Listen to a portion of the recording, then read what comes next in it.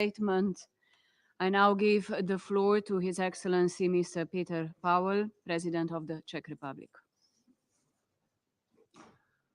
Madam President, Excellencies, it is a true honor for me to address the Security Council today, and I would like to thank Slovenian Presidency for this opportunity. Clearly, no country can deliver the global peace on its own.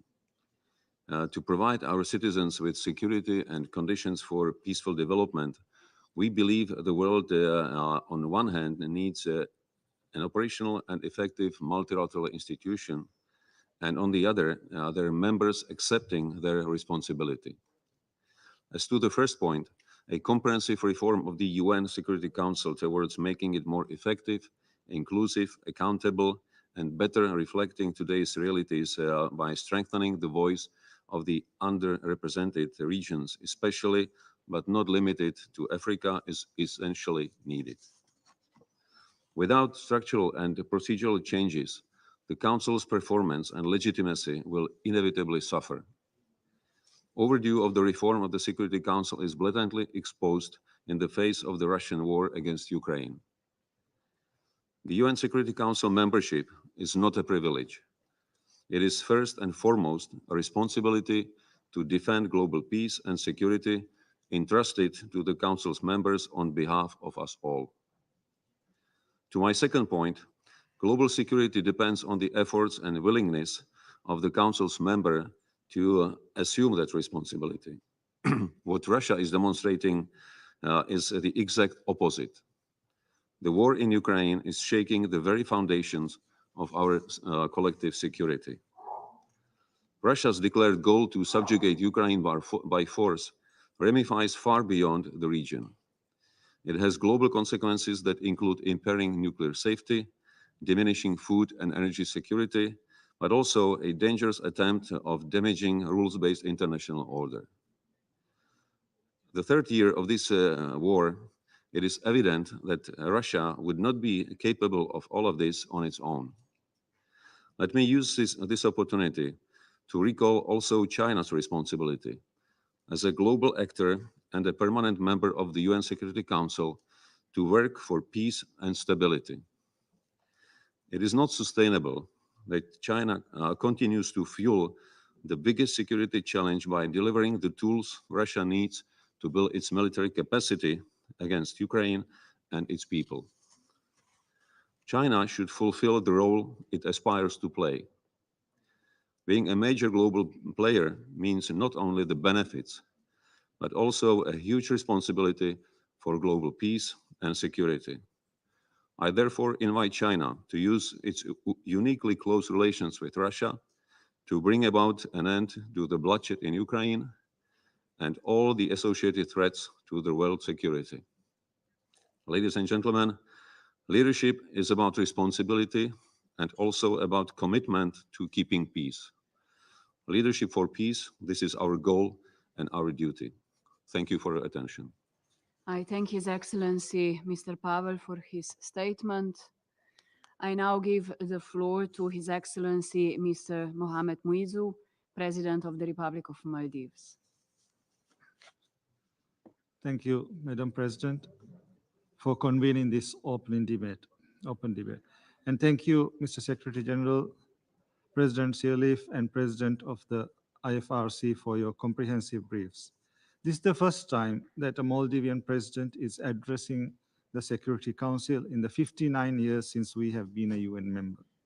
I came to speak to you because I felt it is important to personally convey to the Security Council a message from the Maldivian people about the immense responsibility that the Council holds in maintaining global peace and security, about the immense hope with which that the people of the world look up to the Council, and about the immense failure of this Council in giving hope to the hopeless and salvation to the suffering.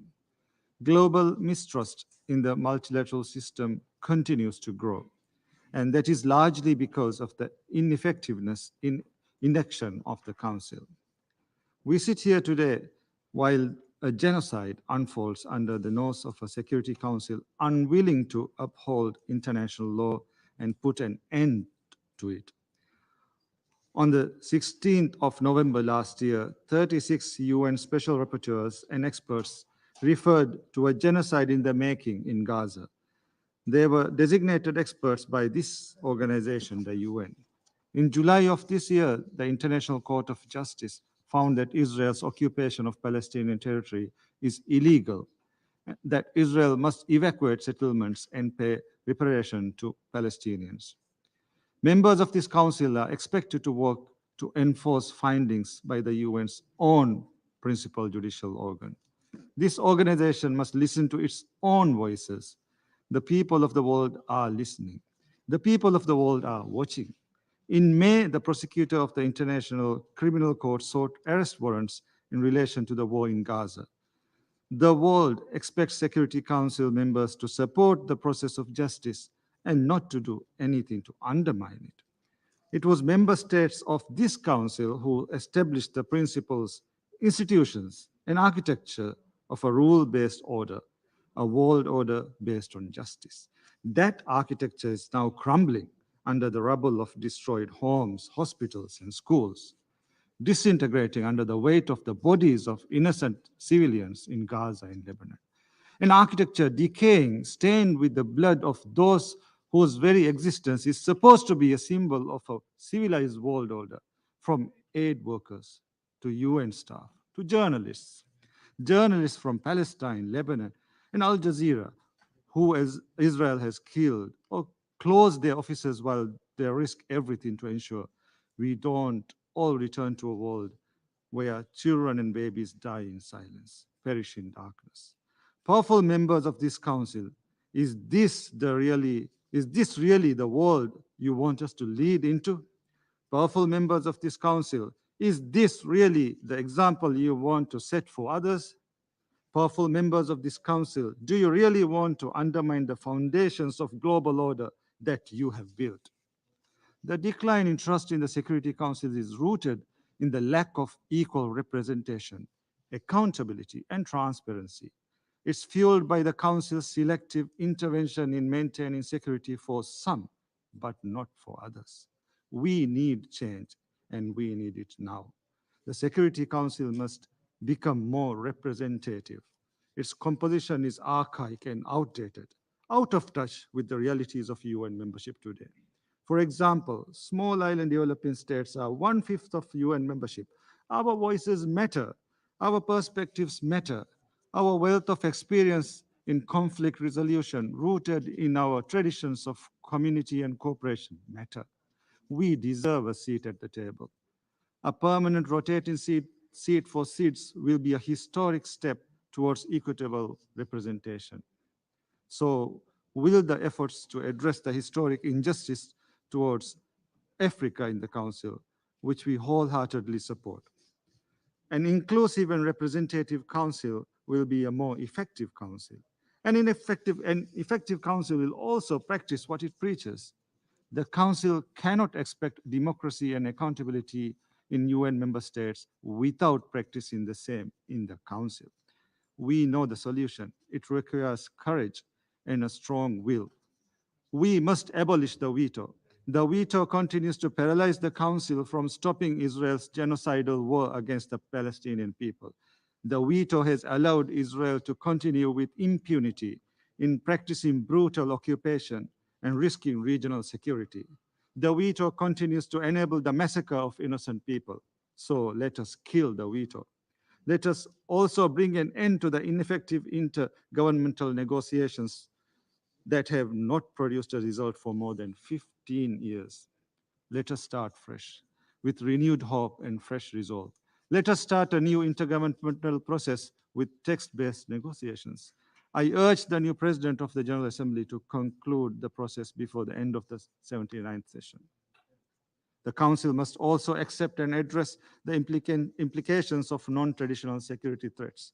The link between climate change and conflict is clear. Pandemics and disasters have proven to be devastating on a global scale. Lack of water and depletion of other natural resources are already creating chaos. As we witnessed in Lebanon a few days ago, technology has advanced to a stage that detonating devices in your own pockets remotely is now a reality. If the Security Council is not more flexible and agile in effectively responding to these new and emerging threats, it runs the risk of being buried in the dust. As countries take matters into their own hands, it will lead to more chaos and more conflict. To address this, the Council must listen to the people it serves, experts, civil society, regional bodies, and individuals. I call for the establishment of a mechanism where people can provide the Council with innovative and real-time solutions. Let us trust the people we are elected to serve so that they too will trust us again. Madam President, the Maldives is a small country, but we are a proud member of the UN. As our first act after regaining our independence 59 years ago, we requested to join the UN. We have always placed our faith in the multilateral system and the United Nations. As a guarantor of our sovereignty, of our equality, we are not questioning the value of the UN, but because the Security Council acts on our behalf and we are obliged to accept and carry out decisions by the Council, we have a right to question its work and its methods. Talk is cheap. We deserve better than empty rhetoric and half-hearted gestures. We demand better. I thank you. I thank His Excellency Mr. Muizu for his statement. I now give the floor to His Excellency Mr. Edgars Rinkēvičs, President of the Republic of Latvia. Thank you. Madam President, I would like to thank Slovenia as the presidency of the Security Council for convening this timely debate. We are in search of solutions for a more secure future. But we must first sort out the present. The current state of our world is deeply concerning. The speed in which the principles of global norms are being tested is alarming. It is most visible in Ukraine, Middle East, Sudan, and in many other places across the globe. Upholding global support for Ukraine is of utmost importance for peace and security. Russia's war of aggression against Ukraine directly undermines the United Nations Charter. We strongly condemn Russia's aggression, enabled by support of Belarus, Iran, and North Korea. Russia must unconditionally and immediately withdraw all troops and military equipment from the entire territory of Ukraine. In Gaza, the humanitarian crisis has escalated to alarming levels. The priority remains ensuring safe and unhindered humanitarian access. We welcome the ongoing efforts towards ending hostilities. It is crucial for addressing the humanitarian catastrophe as well as preventing regional spillover. We commend the United Nations and the International Committee of the Red Cross efforts to facilitate humanitarian assistance in Gaza. All parties must ensure the protection of civilians in line with international humanitarian law. We should focus on the peace process and the two-state solution. In Sudan, people continue to endure a devastating humanitarian and human rights emergency. The reports of serious abuses, such as arbitrary arrests and sexual and gender-based violence, are very disturbing. We call for the parties to cease hostilities and adhere to their obligations under international law. Humanitarian aid must be allowed to reach all parts of Sudan. The protection of civilians is of paramount importance. Madam President, we must defend the integrity of our global system to ensure that our world is not governed by fear and conflict, but by peace and mutual respect. I thank you.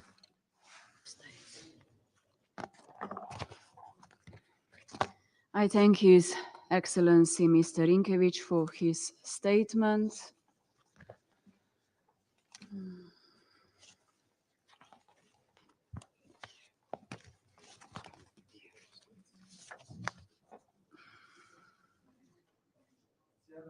I now give the floor to His Excellency Mr. Ahmed Abulgaid, Secretary General of the League of Arab States.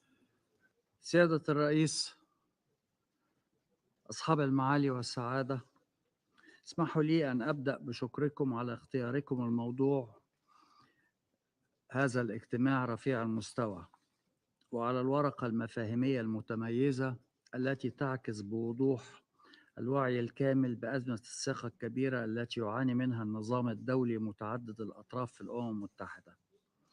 لقد انعكست أزمات النظام الدولي وما شهدته الأعوام الماضية من تصاعد واضح لمنافسات القوى الكبرى على المنطقة العربية، فشهدنا حالة تشبه الشلل والعجز الكامل في التعامل مع نزاعات خطيرة كانت لها كلفة إنسانية هائلة وتبعات تتجاوز المنطقة العربية إلى ما ورائها. وأقول بصراحة سيادة الرئيس أن منطقتنا تقف في مفترق طرق خطير، فإما أن يتوقف هذا التصعيد الإجرامي الذي تمارسه دولة الاحتلال إسرائيل في قطاع غزة والضفة الغربية ومؤخرا في لبنان، وإما ستتسع دائرة النار والدمار وتخرج الأمور عن السيطرة. لا أحد في المنطقة العربية يريد حربا إقليمية، فنحن نعرف جيدا مخاطر الحرب وتبعاتها المؤلمة على الشعوب، ونعرف أيضا أن العنف المفرط وقتل المدنيين وإجبار السكان على مغادرة بيوتهم كما يحدث في لبنان هذه الأيام وكما حدث في غزة لعام كامل صار فيه كل مواطنيها من النازحين لمرة ومرتين و5 مرات. أقول نعرف أن هذا العنف المفرط والعشوائي والإجرامي لن يحل الأزمة ولن يجلب السلام أو يحقق الأمن لإسرائيل أو لشعوب المنطقة. لا حل للصراع الفلسطيني الإسرائيلي سوى بمعالجة سببه الأصلي، وهو عدم حصول الفلسطينيين على دولة مستقلة تحقق آمالهم وتطلعاتهم في الاستقلال وتقرير المصير.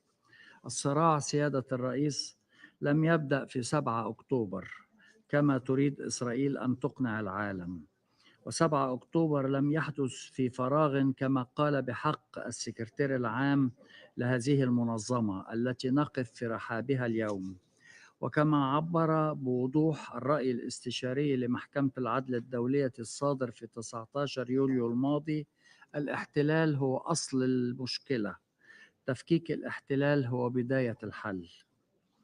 سيادة الرئيس، أمام المجلس مهمة تاريخية.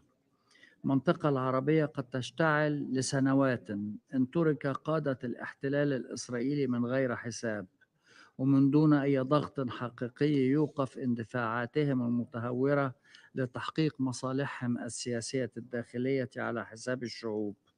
مصداقية هذا المجلس وهذه المنظمة الأممية على المحك، وليس هناك حدث في عالمنا يمثل تهديدا للأمن والسلم الدوليين أخطر مما نواجهه اليوم في فلسطين ولبنان، وليست هناك جريمة في حق القانون الدولي والقانون الدولي الإنساني أفدح مما نشهده الآن. لابد أن يرتفع صوت هذا المجلس ليس دفاعا فقط عن الفلسطينيين واللبنانيين الذين يفقدون أرواحهم يوميا من الأطفال والنساء والمدنيين، ولكن دفاعا عن كل معنى تمثله هذه المنظمة الأممية وتحتضنه وتصونه، وعن نظام الأمن الجماعي الذي يمثل جوهر وجودها وأساس عملها ورسالتها. ولطالما عملت الجامعة العربية على نحو لصيق مع الأمم المتحدة، ونرصد اليوم حالة من القبول اليائس والعاجز باستمرار الصراعات في المنطقة. في السودان واليمن ثمة أزمات إنسانية هي الأخطر في العالم نتيجة لحروب مشتعلة وصراعات ممتدة، وبالكاد تلعب الأمم المتحدة دورها في الشؤون الإنسانية مع تراجع ملحوظ في الإرادة للقيام بدور حاسم في الوساطة والخروج بالحلول السياسية الضرورية. أقول أن علينا أن نبث روحا جديدا في عمل المبعوثين الأمميين لهذه النزاعات، وأن تخرج مبادرات مشتركة فعالة ومبدعة للوساطة والحلول الدبلوماسية بالتعاون مع المنظمة الإقليمية وهي الجامعة العربية التي تظهر دائما كل التعاون والتنسيق. ختاما أؤكد أن هذه اللحظة الخطيرة التي تواجهها المنطقة تستدعي الانتباه، لأننا قد نضيع اليوم دون أن ندري أن هذه هي فرصة نادرة لوقف هذا الانسلاق الخطير نحو الكارثة، وهي كارثة لن تقف عند حدود منطقتنا كما تعلمون جميعا. شكرا سيادة الرئيس. I thank His Excellency Mr. Abulgate for his statement. I now give the floor to His Excellency Mr. Denis Bečirović, Chairman of the Presidency of Bosnia and Herzegovina. Respected Chairman, distinguished Excellencies, the modern world is faced with new geopolitical, geoeconomic, geoenergy, security, demographic, and other challenges. We are witnessing the most complex time in the history of human civilization. We live in the most vulnerable period in which a political or some other mistake can lead to a war of catastrophic proportions. The new global challenges of the multipolar reconfiguration of the world require serious responses. It is our duty to fight for peace. We in Bosnia and Herzegovina believe that peace is the highest value and fundamental condition for the progress of humanity. Peace is not just a concept to be understood as the absence of armed conflict. It requires a deeper understanding not only at the international but also at the national level. Let us build a culture of peace together. Without the affirmation and strengthening of the culture of peace, humanity can hardly survive. A culture of peace is a set of values, attitudes, and ways of life based on respect for life, promotion of all human rights, promotion non-violence, and respect of the principles of sovereignty, territorial integrity, and political independence of states. Where are we today? Have we learned the fundamental lessons of history after the Second World War? Here, at the UN Security Council session, I'm especially warning about the danger of the recently held so-called All Serbs Assembly in Belgrade. The declaration adopted at this pan-ethnic assembly flagrantly threatens the independence and sovereignty of Bosnia and Herzegovina, as well as some other countries of Southeast Europe. Also, the declaration of so-called All Serbs Assembly is contrary to international law and represents an extremely dangerous policy with unforeseeable consequences. The establishment of pan-ethnic assemblies is a threat to peaceful and equal cooperation among UN member states. Ladies and gentlemen, let us decide together for the 21st century to be a century of peace rather than a century of new tragedies. Bosnia and Herzegovina survived brutal aggression, genocide, crimes against humanity, and other crimes during the 1990s. That is why my country especially values peace and freedom. Also, Bosnia and Herzegovina is actively contributing to the affirmation of peace and peaceful relations between states. Our message is crystal clear. Instead of renewing great state policies, let's turn to economic development and cooperation. This is our common interest. Thank you for your attention. I thank His Excellency Mr. Bečirović for his statement. I now give the floor to His Excellency Mr. José Maria Pereira Neves, President of the Republic of Cape Verde. Excelências, tenho a honra de participar neste debate de alto nível, dedicado à liderança para a paz, saudando todos os presentes e agradecendo à presidência eslovena do Conselho de Segurança pela iniciativa e pelo tema escolhido. Vejo três razões que conferem oportunidade ímpar ao debate.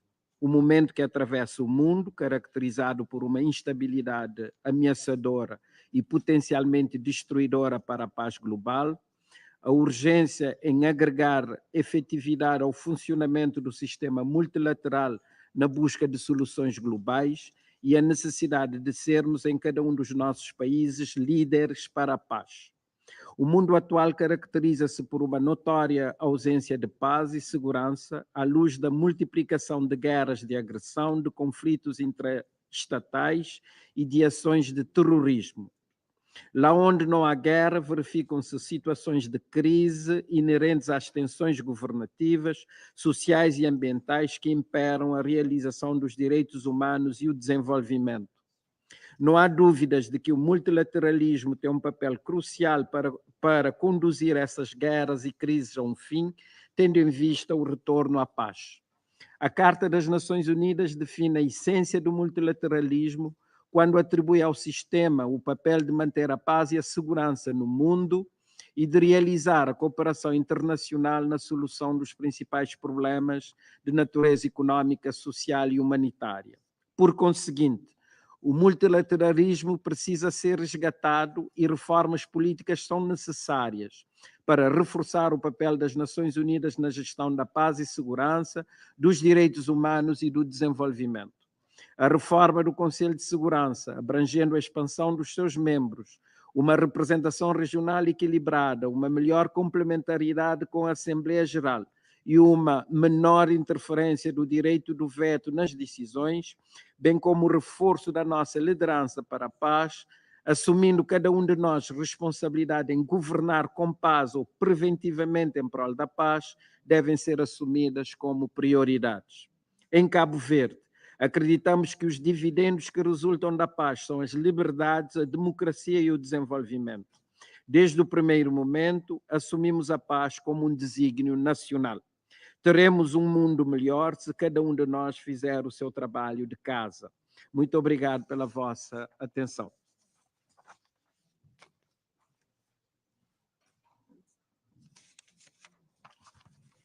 I thank His Excellency, Mr. President from Cabo Verde, and I now give the floor to His Excellency, Mr. Alexander Stubb, President of the Republic of Finland.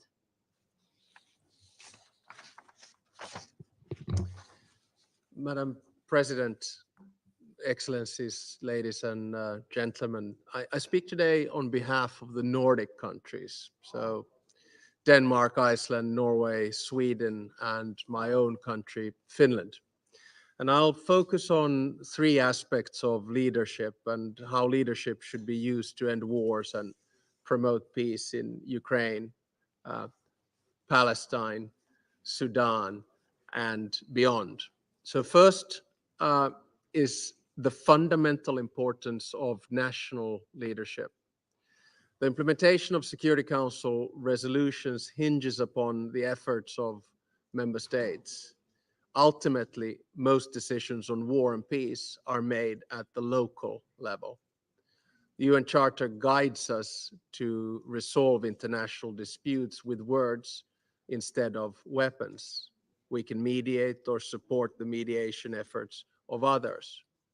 For peace in Gaza, we must use our influence towards compliance with international law, a lasting ceasefire, and the release of the remaining hostages.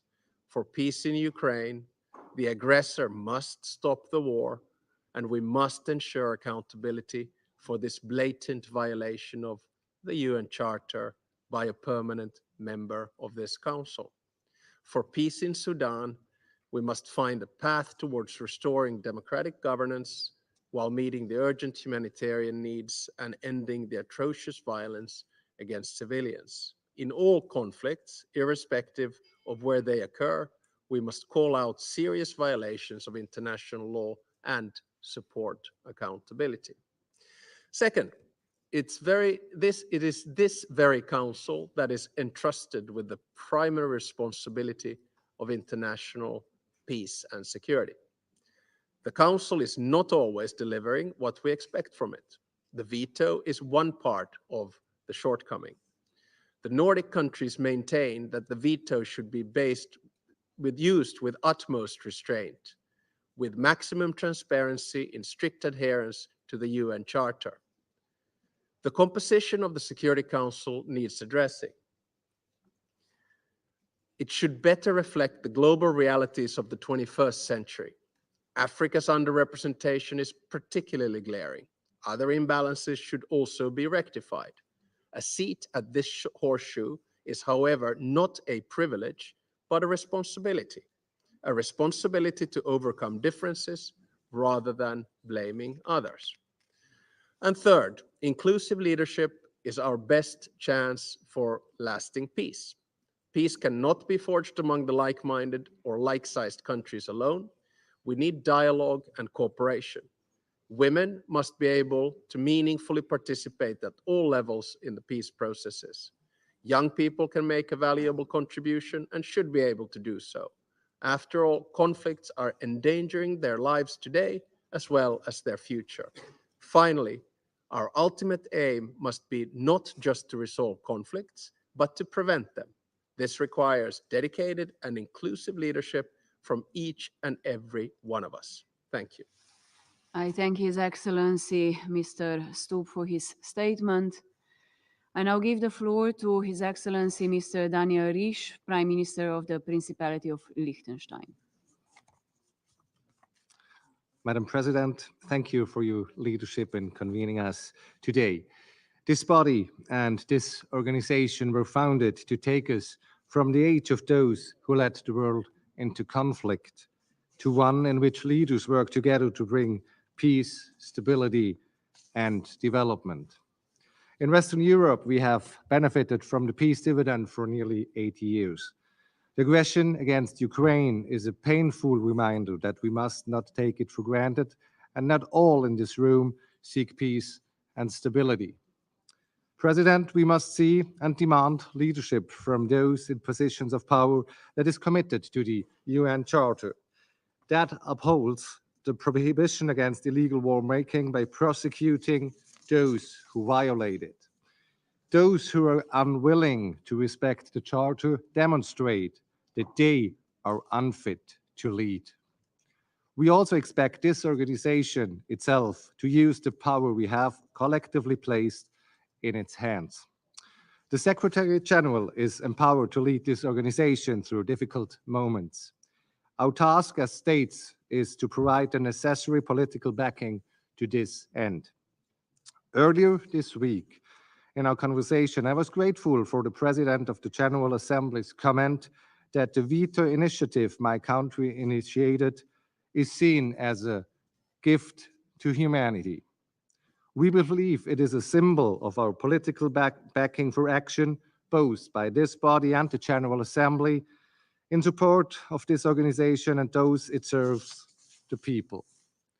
President, leadership requires us all to speak up where necessary. We are all equally affected by what is decided and what is not decided in this very room.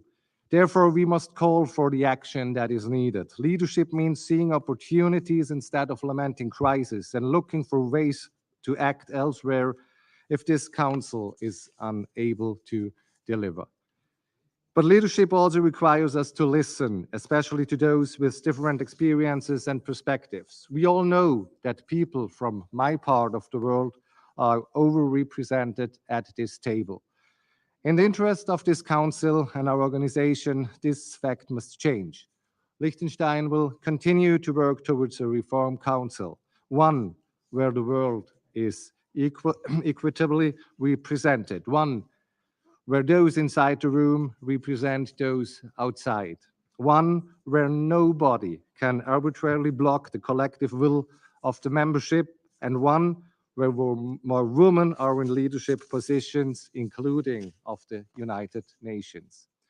President, the United Nations is going through a difficult period, but let's imagine a world without this organization, founded on a vision for living together in peace with respect for each other and for our planet.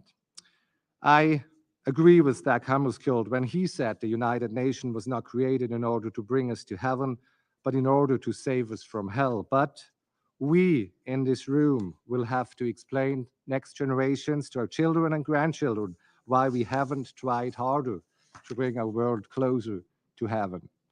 Liechtenstein will certainly intensify its political investment in this indispensable organization, and I hope, no, I expect that all of us will do the same. I thank you. I thank His Excellency Mr. Risch for his statement. I now give the floor to His Excellency Mr. Nasser Bourita, Minister for Foreign Affairs, African Cooperation and Moroccan Expatriates of Morocco. Merci, Madame la Présidente, chère Tania. Je félicite la Slovénie pour sa présidence du Conseil de sécurité pour ce mois de septembre et pour le choix pertinent et important de la thématique de ce débat ouvert. La Charte des Nations Unies a établi l'ordre international à la fin de la Deuxième Guerre mondiale, basé sur la primauté du droit, sur l'égalité souveraine de tous les États membres des Nations Unies. Ce document constitue le socle de nos actions et efforts communs et serait illusoire d'imaginer pour un seul instant une action multilatérale sans le respect de la Charte. La paix et la sécurité internationale sont renforcées lorsque la prééminence de la Charte des Nations Unies est honorée. Cependant, le respect de la Charte ne peut être à géométrie variable et ne saurait faire l'objet d'une approche partielle. La situation indescriptible à Gaza, ayant causé des milliers de morts, principalement des femmes et des enfants, sans parler de nombre de blessés graves et de personnes déplacées, interpelle tous les États membres sur l'utilité et la pertinence de notre charte et de nos mécanismes. L'incapacité du Conseil de sécurité à accomplir sa mission face à des situations de violation grave de la charte est déplorable. L'action d'États membres qui abritent, financent, arment des milices séparatistes pour menacer l'intégrité territoriale d'États voisins constitue une violation grave des principes de la Charte des Nations Unies. Madame la Présidente, l'application asymétrique des principes énoncés dans la Charte remet en cause l'esprit, l'unité et la solidarité qui ont été à l'origine du nouvel ordre mondial après 1945. Les dispositions contenues dans la Charte de l'ONU ne sont pas que des mots et des phrases, ce sont des principes et des valeurs que les États membres sont appelés à respecter de bonne foi. Pour autant, l'opportunité de ce débat constitue une contribution à la réflexion commune sur les voies et moyens pour mettre en diapason notre charte avec les nouvelles réalités et défis multidimensionnels de notre monde. Pour conclure, nous considérons que l'adoption du pacte de l'avenir il y a quelques jours constitue une autre occasion afin que notre action commune puisse être à la hauteur de nos aspirations pour un monde de paix, de prospérité et de respect des valeurs universelles humaines. Je vous remercie. I thank His Excellency Mr. Bourita for his statement. I now give the floor to Her Excellency Mr. Zorana Deuba, Minister for Foreign Affairs of Nepal. Thank you, Madam President.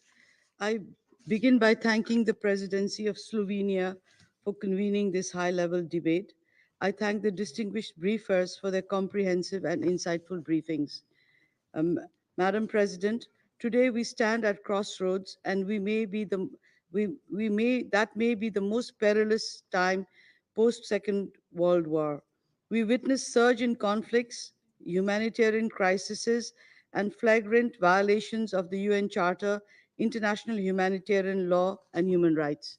The hard-won peace and progress that emerged from the creation of the United Nations are at risk being threatened by geopolitics and competition. The strength of our leadership is measured by how we unite in the face of adversity. In this context, I would like to highlight a few points. First, rule-based, equitable, and inclusive multilateralism is the only way forward for international peace and security, human rights, and sustainable development. With strong political will, we must reinvigorate multilateralism with UN at its center. We must recommit ourselves to the UN Charter and the international laws to guide our actions. Second, as we committed in the Pact for the Future, reforming the United Nations is essential to promote fairness, equality, inclusivity, and justice for all states, whether big or small, powerful or weak, rich or poor. We need a broadly representative, democratic, transparent, and accountable Security Council to enhance the effectiveness and legitimacy of the work of the United Nations. Third, we emphasize unity in the Security Council to resolve existing and prevent potential conflicts by the effective use of diplomacy, mediation, and peacekeeping. Fourth, we must foster partnerships with regional organizations and international financial institutions to support preventive and peace building efforts, reinforcing the implementation of sustainable development goals would also support this process. In conclusion, leadership requires us to rise above our differences and work towards a common goal, a secure future for all. As we face these daunting challenges, let us embody the principles of unity, respect, and shared responsibility. Together, we can navigate this turbulent landscape and forge a path towards lasting peace. I thank you.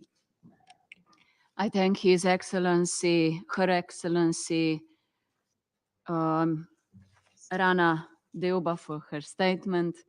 And I now give the floor to His Excellency, Mr. Peter Pellegrini, President of the Slovak Republic. Thank you very much, Madam President, Excellencies, ladies and gentlemen. Thank you for the opportunity to speak at this high-level meeting. Slovakia and Slovenia are often confused by their names. I think that I'm telling the truth when I say that there is no offense taken on either side. On the contrary, our countries and peoples are friends and allies, and there are many more similarities than differences between us. What our nations have in common and truly care about is multilateralism, rule-based order, international law, and of course, peace. Madam President, your country's presidency and your intensive work prove my point. The world we live isn't always nice, and we see more and longer conflicts. We also see more violence, persecution, and human rights violations, and unfortunately, further backsliding of democracy. We also see an unprecedented number of people displaced or on the run, which multiplies humanitarian needs. And all of this is happening in a world of acute climate change consequences. Sitting here in the UN Security Council brings me to an important question. How can the world's highest body for the prevention of conflicts and advancement of peace fulfill its duties under the UN Charter? How could it lead to peace? We are sorry to see internal conflicts and vetoes instead of peacemaking, unaddressed breaches of international law instead of peacekeeping, and power politics instead of peace building. The result? It becomes ever harder for member states to trust the Council's ability to address crisis. Moreover, a divided Security Council means more lives lost, more damage done, and more suffering caused. In Slovakia, we see closely where it leads to. Our direct neighbor, Ukraine, has turned into a war-torn country, although an overwhelming majority of UN members repeatedly denounced Russia's continued aggression. The consequences? I realize this war is not the world's only conflict. There are others in Gaza, Mali, Myanmar, Sudan, and elsewhere. It may also seem too distant for many fellow UN member states, but the consequences extend far beyond Europe. All principles of international cooperation are at stake, principles on which the post-war security architecture has been standing for almost 80 years. Without them, the international order as we know it will end and turn into chaos and acts of violence. For Slovakia, as a long-term and consistent advocate of multilateralism, this is unacceptable. Sovereignty and territorial integrity within internationally recognized borders are supreme principles of international law. They stand at the very basics of the UN Charter. With regret, we see some countries not respecting international organizations like the UN, WTO, or others. For small countries like Slovakia, it is vitally important that these pillars of international order stay in place, so bigger players can't do whatever suits them. Otherwise, such a behavior will lead first to the erosion and eventually to the destruction of multilateralism. Painful lessons from our history teaches us that a determined aggressor can be hardly appeased. Everybody fully understands that peace is much more than only the absence of war. That's the reason why the UN Charter entitles a country under armed attack to the right of individual or collective self-defense. We must get back to the basic respect for shared rules and adjust our collective security system. Is the only one that we'll still have. We must not destroy it by our negligence. We can't give up on humanity's most valuable asset, the ability to adapt. It has already been said many times before, but never enough, that peace is one of the UN's main objectives. Unless we start cultivating a culture of peace and non-violence, we will lose both. Unlike most natural disasters, all wars and conflicts are man-made and can be also stopped by people. The UN Charter speaks clearly to us, even over almost 8 decades, to save succeeding generations from the scourge of war. If we truly believe in that, in what we signed up for, our tasks as leaders is clear. To be able to face the rapid changes of today's world, we all need to recommit to international cooperation and human rights. We should pledge to get back to the very foundations of the UN. They are exactly as up-to-date, relevant, and needed as they were 79 years ago. The UN deserves to enter its next year's 80th anniversary stronger with an outlook of hope and the prospect of renewed will and determination for international cooperation.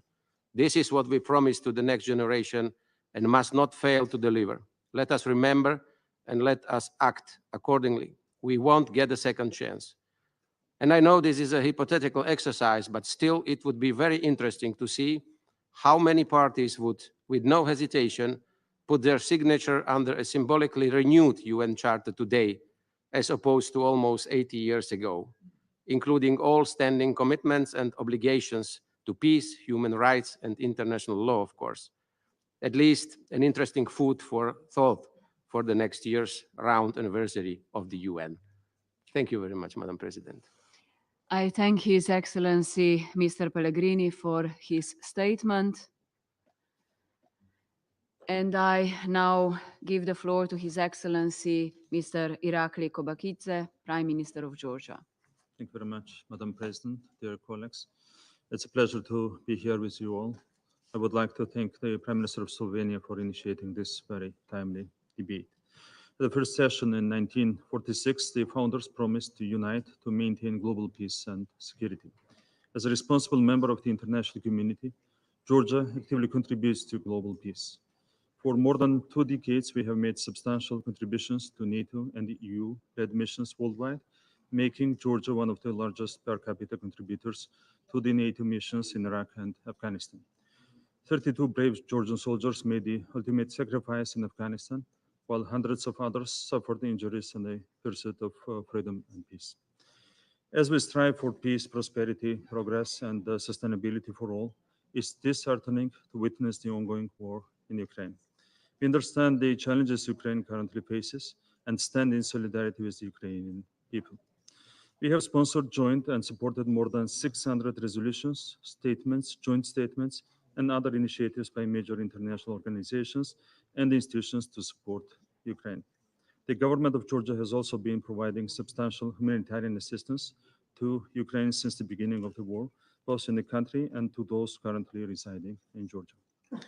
Recognizing the value of peace, we have led the effort to transform our immediate South Caucasus region from a conflict zone into one of opportunity, wholeheartedly welcoming the peaceful settlement between Azerbaijan and Armenia, and providing a platform for regional cooperation to foster trust and unity for a shared future. It has been nearly 8 decades since the creation of this organization, and we still struggle to achieve peace. Regrettably, in a world rife with conflicts, rules-based international order is persistently challenged, posing growing risks to peace and stability. Peace and security, along with human rights and development, are the main pillars of the UN's work. Respect for international law and rules-based international order are the foundations for the peaceful, prosperous, and just world, while efficient, more fit-for-purpose global institutions with the UN at its core are crucial to ensure stability, security, respect for human rights, and development globally. Our meeting today should offer a promise for a better future that is very much needed in current turbulent world. Dear colleagues, once again, I would like to emphasize the importance of the Peace Formal Initiative and our support to it. Finally, let me emphasize that only by upholding the principles of the UN Charter and international law, we will be able to fulfill our promise to maintain peace and security, to pave the way for the realization of human rights and sustainable development. Today, more than ever, there is a critical need for a stronger commitment to international principles, effective multilateralism, and accountability. Thank you very much. I thank His Excellency Mr. Kobakidze for his statement. I now give the floor to His Excellency Mr. Aidros Qasim Abdulaziz Al Zubidi, Vice President of the Presidential Leadership Council of the Republic of Yemen. شكرا الأخ رئيس دولة الرئيس روبرت جلوب رئيس وزراء جمهورية سلوفانيا الصديقة، أصحاب السعادة، أن القيادة من أجل السلام تبدأ من هذه القاعة، وهي بلا شك مسؤولية ومهمة مجلس الأمن، ولكنه في كثير من الأحيان يفتقر إلى الإرادة السياسية اللازمة لتأدية مسؤولياته، وبالتالي تتفاقم الصراعات وتنتشر، وهذا ما يحصل في اليمن.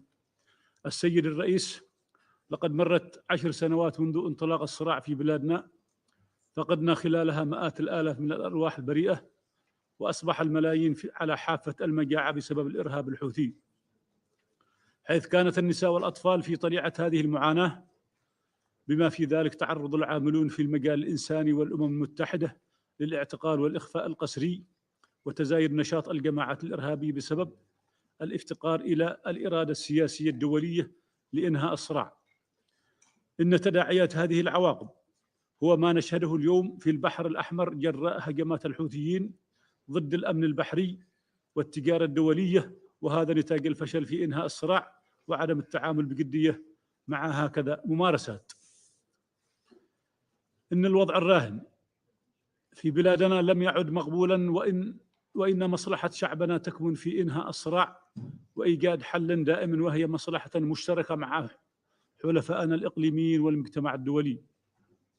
لقد شرح معالي الأمين العام للأمم المتحدة في قمة المستقبل الحاجة إلى إيجاد حلول مستدامة للصراعات العالمية اليوم، وهي الرؤية التي يجب أن ندعمها جميعا. ومن هذا المنبر أؤكد على حاجتنا إلى نهج جديد شامل لإنهاء الصراع في اليمن وإلى استعادة السلام الذي يستحقه شعبنا. يجب أولا احتواء التهديد الذي يشكله الحوثيون على الأمن العالمي والإقليمي واليمني، وإرسال رسالة واضحة مفادها إنه لا يمكن أن يستمر عنف الاستبداد الحوثي دون عقاب. ثانيا، الحاجة إلى جهد جماعي لتمكين مجلس القيادة الرئاسي من إنهاء العبث والفوضى الذي يمارسه الحوثيون. ثالثا، العمل جميعا لإنهاء المعاناة الإنسانية ومعالجة الأوضاع الاقتصادية المتفاقمة التي يعاني منها شعبنا. هذه الخطوات تخولنا لإيجاد طريق نحو عملية سياسية شاملة بقيادة يمنية ورعاية إقليمية ودولية لضمان حل سياسي مستدام.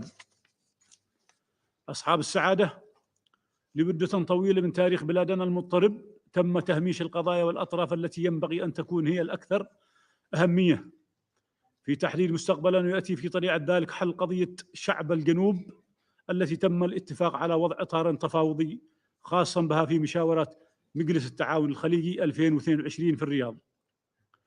وهناك أهمية أيضا لتمثيل أصوات الشباب والنساء والأقليات، حيث لا يمكننا تحقيق سلاما مستدام إلا من خلال عملية سياسية شاملة تضم تلك القضايا والأطراف. وختاما، يتطلب تأمين السلام في بلادنا قيادة فاعلة وتشاركية على المستوى الدولي والإقليمي والمحلي لإيجاد نهج شامل وزخم كافي لإحلال السلام. وأنا على ثقة من أنه يمكن العمل بشكل جماعي من هذه القاعة لتحقيق المستقبل العادل الذي يستحقه شعبنا. والسلام عليكم ورحمة الله وبركاته.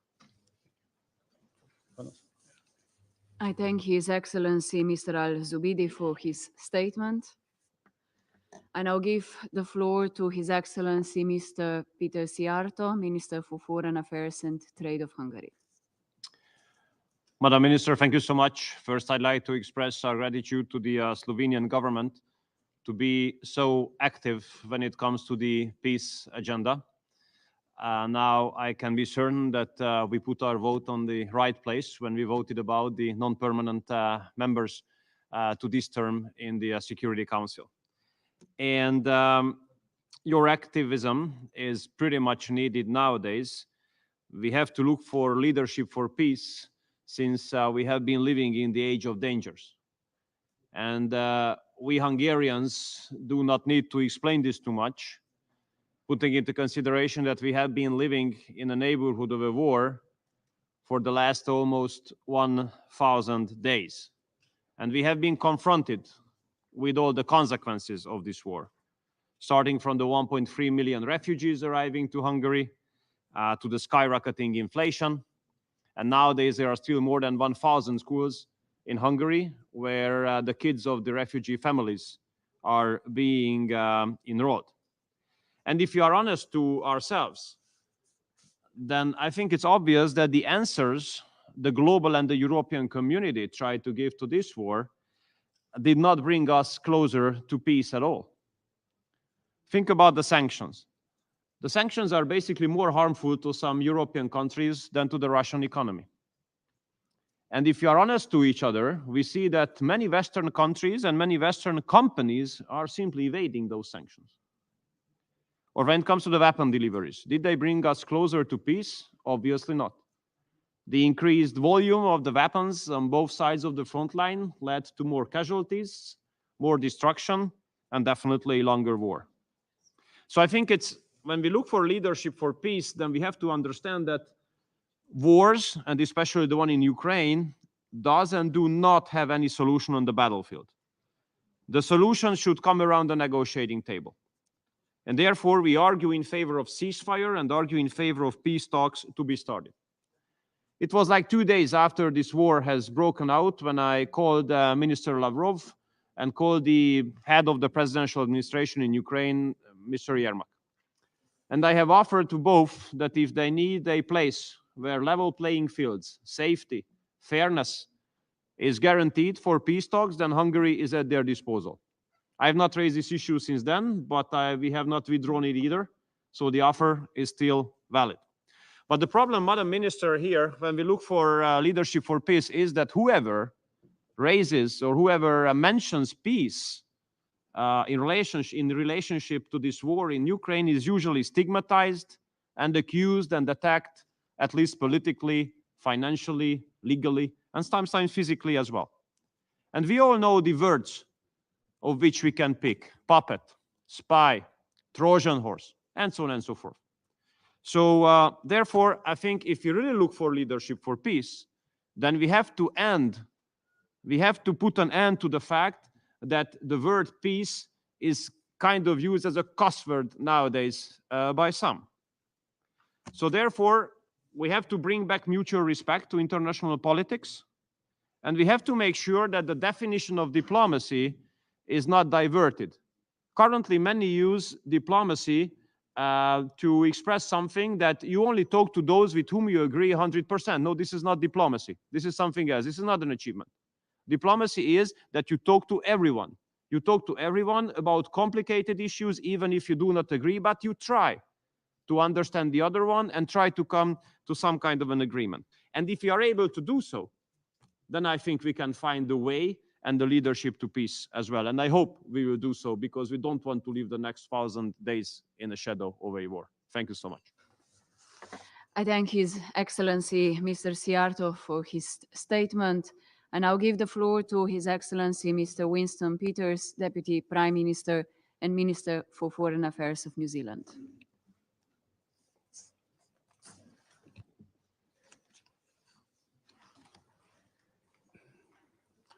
Our thanks to Slovenia for its leadership in organising today's debate, and to the distinguished briefers. Armed conflict is on the rise across the globe. Geostrategic competition and deep distrust are hindering our collective ability to solve a myriad of crises. This is especially true for the Security Council, the primary organ responsible for maintaining international peace and security. New Zealand last sat at this chamber as a council member almost 10 years ago. Since then, the Council's ability to address urgent global conflicts has been marred by contentious negotiations and a far greater willingness by some permanent members to exercise their veto. New Zealand supports the General Assembly pushing for a more accountable Security Council. This includes examining the motives behind the use of the veto where it obstructs meaningful action. Since the Charter was written 8 decades ago, we have advocated for a council that is effective, results-driven, transparent, and inclusive. As a small state, New Zealand has a strong interest in effective multilateral peace and security arrangements. How then do UN member states, including the Council, lead for peace?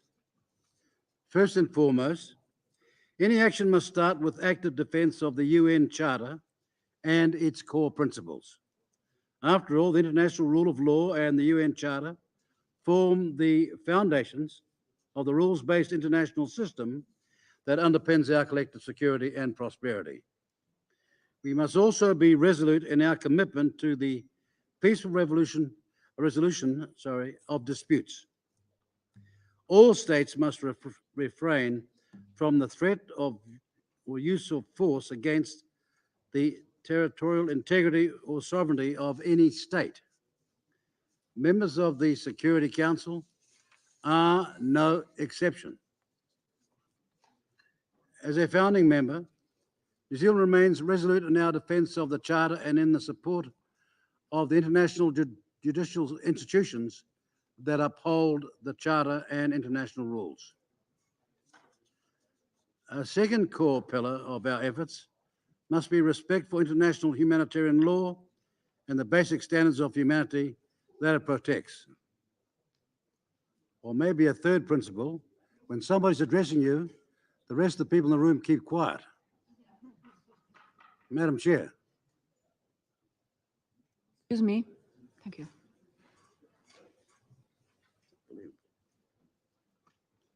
Thank you. As I said, a second core pillar of our efforts must be respect for international humanitarian law and the basic standards of humanity that it protects. We must be steadfast in bringing to account those who refuse to comply with these most fundamental limits on how war is waged.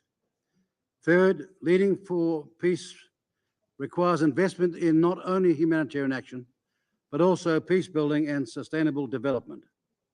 The UN and its agencies play critical roles in conflict prevention, mediation, peacekeeping, and humanitarian support.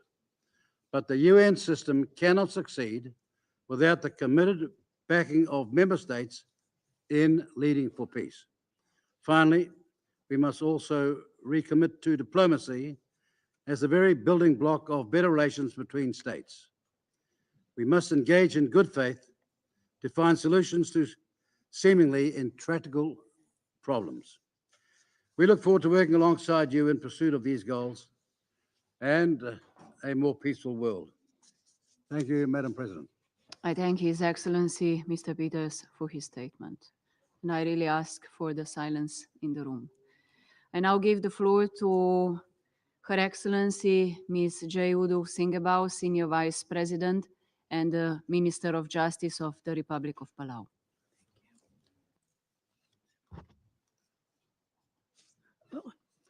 Madam President, Excellencies and colleagues, we thank the Permanent Mission of Slovenia for convening this very important discussion. Climate change is the single greatest threat to international peace and security. Sea level rise, ocean acidification, saltwater intrusion, loss of essential fishing sources, and infrastructure destruction brought by increasingly devastating tropical storms threaten the livelihoods of the people of Palau and of most other island nations. As climate change impacts increase, so does food and water insecurity, forced migration and displacement, infrastructure damage, and loss of our natural environment. These are all effects we usually associate with war zones. But for SIDS, these threats to our state of peace arise from the effects of climate change. Our people are 15 times more likely to die from a climate-related impact than the rest of the globe, and we bear the brunt of the climate consequences. We recognize the important role the Security Council can play in achieving peace and security in our home of Palau and other small island states. To restore credibility to the Charter, it is crucial that the Council take a look at all issues threatening international peace and security. We need an all-encompassing definition of peace and security, a definition that includes and recognizes how climate change threatens peace and security by forcing people from their ancestral homes, diminishing food supplies and potable water, destroying homes, agriculture, and vital community buildings. Addressing climate change effects is no less important than armed conflict. Palau reiterates our call for a special representative of the Secretary General on Climate Change and Security. And we continue to urge this body to focus on the disproportionate threat that climate change imposes on the peace and security of small island developing states like Palau. I thank you for convening this open debate. All people have the right to peace, security, and freedom. And to work to assure this freedom, we call on the Council to fully recognize climate change threats to the peace and security of millions. Thank you. I thank Her Excellency Ms. Singebau for her statement. I now give the floor to His Excellency Mr. Pedro Sánchez Pérez Castejón, Prime Minister of Spain. Muchas gracias, señora presidenta. Excelencias, en 1945, medio centenar de países firmaron la Carta de Naciones Unidas para preservar a las generaciones venideras del flagelo de la guerra. Los miembros de la nueva organización confirieron al Consejo de Seguridad la responsabilidad de mantener la paz y la seguridad internacional. Y así fue. Esas generaciones venideras de las que hablaba el preámbulo de la Carta disfrutaron de un mundo más pacífico del que vivieron sus padres. Desgraciadamente, esa autoridad se resquebraja. Los conflictos de hoy ponen a prueba la coherencia de los miembros del Consejo. Las resoluciones de este órgano no se aplican. El uso del veto resulta una constante de bloqueo y uno de sus miembros permanentes viola de manera flagrante la Carta de las Naciones Unidas, invadiendo injustificada e ilegalmente otro país. Y ante esta situación es fundamental que reaccionemos y para ello España propone 3 principios de actuación. En primer lugar, la coherencia. La aplicación del derecho internacional no puede ser ni selectiva ni estar condicionada por intereses políticos o estratégicos. El mínimo de humanidad que representa el derecho internacional humanitario no debería ser cuestionado. Y por eso debemos condenar igualmente las violaciones del derecho internacional, ya sucedan en Ucrania, en Gaza o en Sudán. Junto con la coherencia, debemos impulsar la reforma. Necesitamos transformar el sistema, conservando lo que funciona, que es mucho, y reformando lo que ha quedado obsoleto. El Consejo de Seguridad necesita cambiar para adaptarse a la actualidad y ganar en operatividad. Y España, como parte del grupo de Unidos por el Consenso, defiende que el Consejo de Seguridad sea ampliado con miembros no permanentes y, lógicamente, abolir el veto. Mientras ese veto se mantenga, apoyaremos todas las iniciativas contundentes a la limitación de su uso. Y, finalmente, la responsabilidad. Porque la actual crisis de confianza requiere el liderazgo responsable de los miembros presentes y futuros del Consejo en todos los ámbitos, incluyendo el cumplimiento de la agenda multilateral que todos los países aprobamos. Agenda 2030, el Acuerdo de París, la Declaración de los Derechos Humanos, por mencionar alguno de esos ejemplos. Acabamos de aprobar un pacto muy importante esperanzador, que es el Pacto del Futuro, con un compromiso de reforzar entre todos el multilateralismo para las generaciones venideras. Honremos ese compromiso con un Consejo de Seguridad coherente, reformado y responsable. Gracias. His Excellency Mr. Sanchez Perez Castellón for his statement. I now give the floor to His Excellency Mr. Luis Montenegro, Prime Minister of the Portuguese Republic.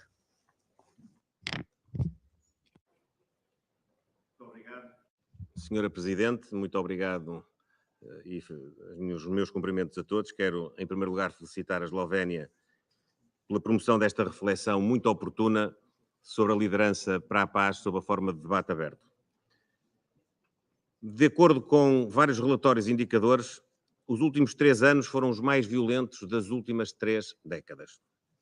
Num momento de forte crescimento de tensões geopolíticas e de conflitos, o trabalho do Conselho de Segurança é mais necessário do que nunca.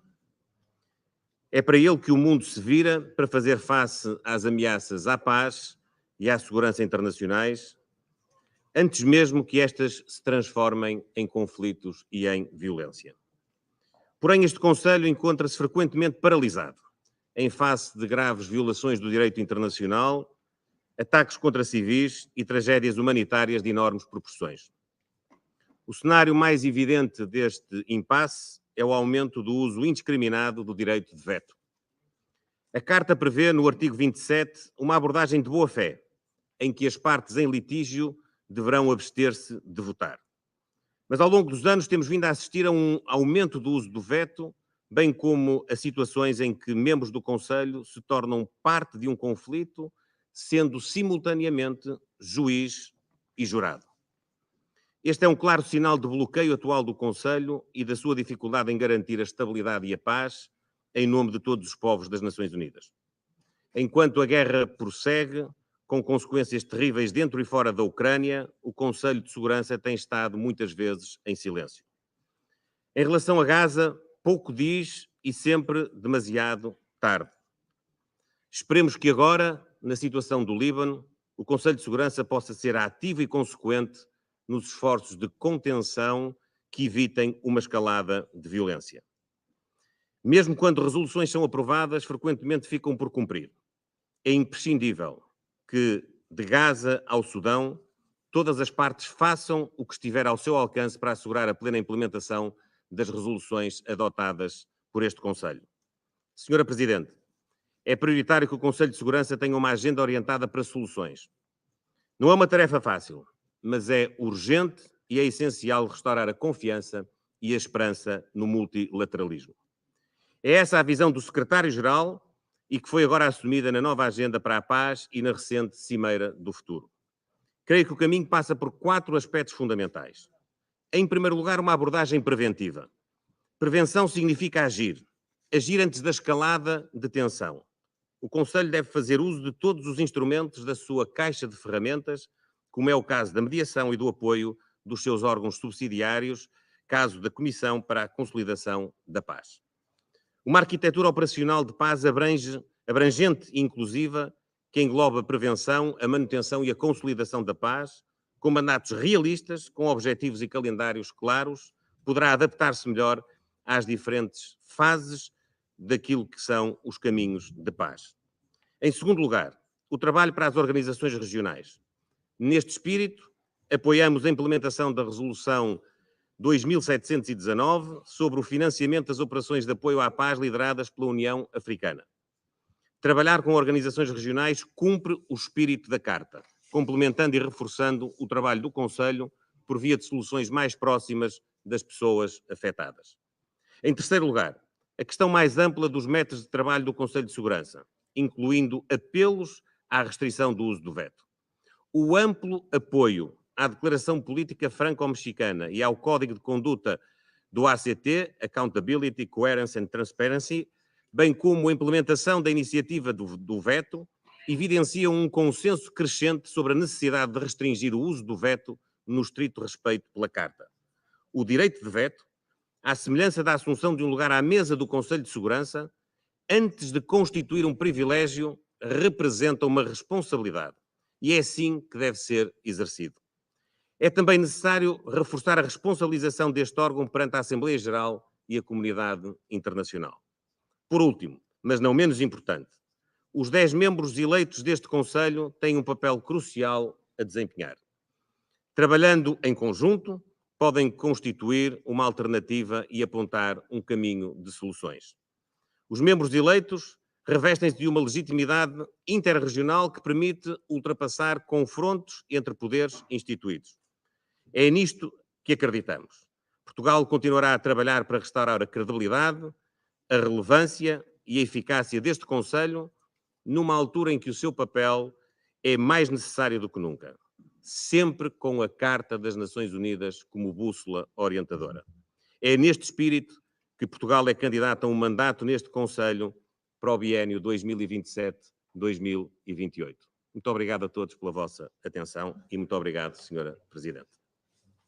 I thank His Excellency Mr. Montenegro for his statement. I now give the floor to His Excellency General J.J. Odongo Abubakar, Minister for Foreign Affairs of Uganda.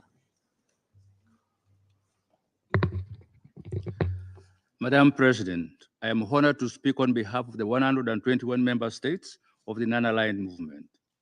I wish to congratulate the Republic of Slovenia on its accession to the Presidency of the Security Council for the month of September and express appreciation for granting NAM the opportunity to present its position on today's topic.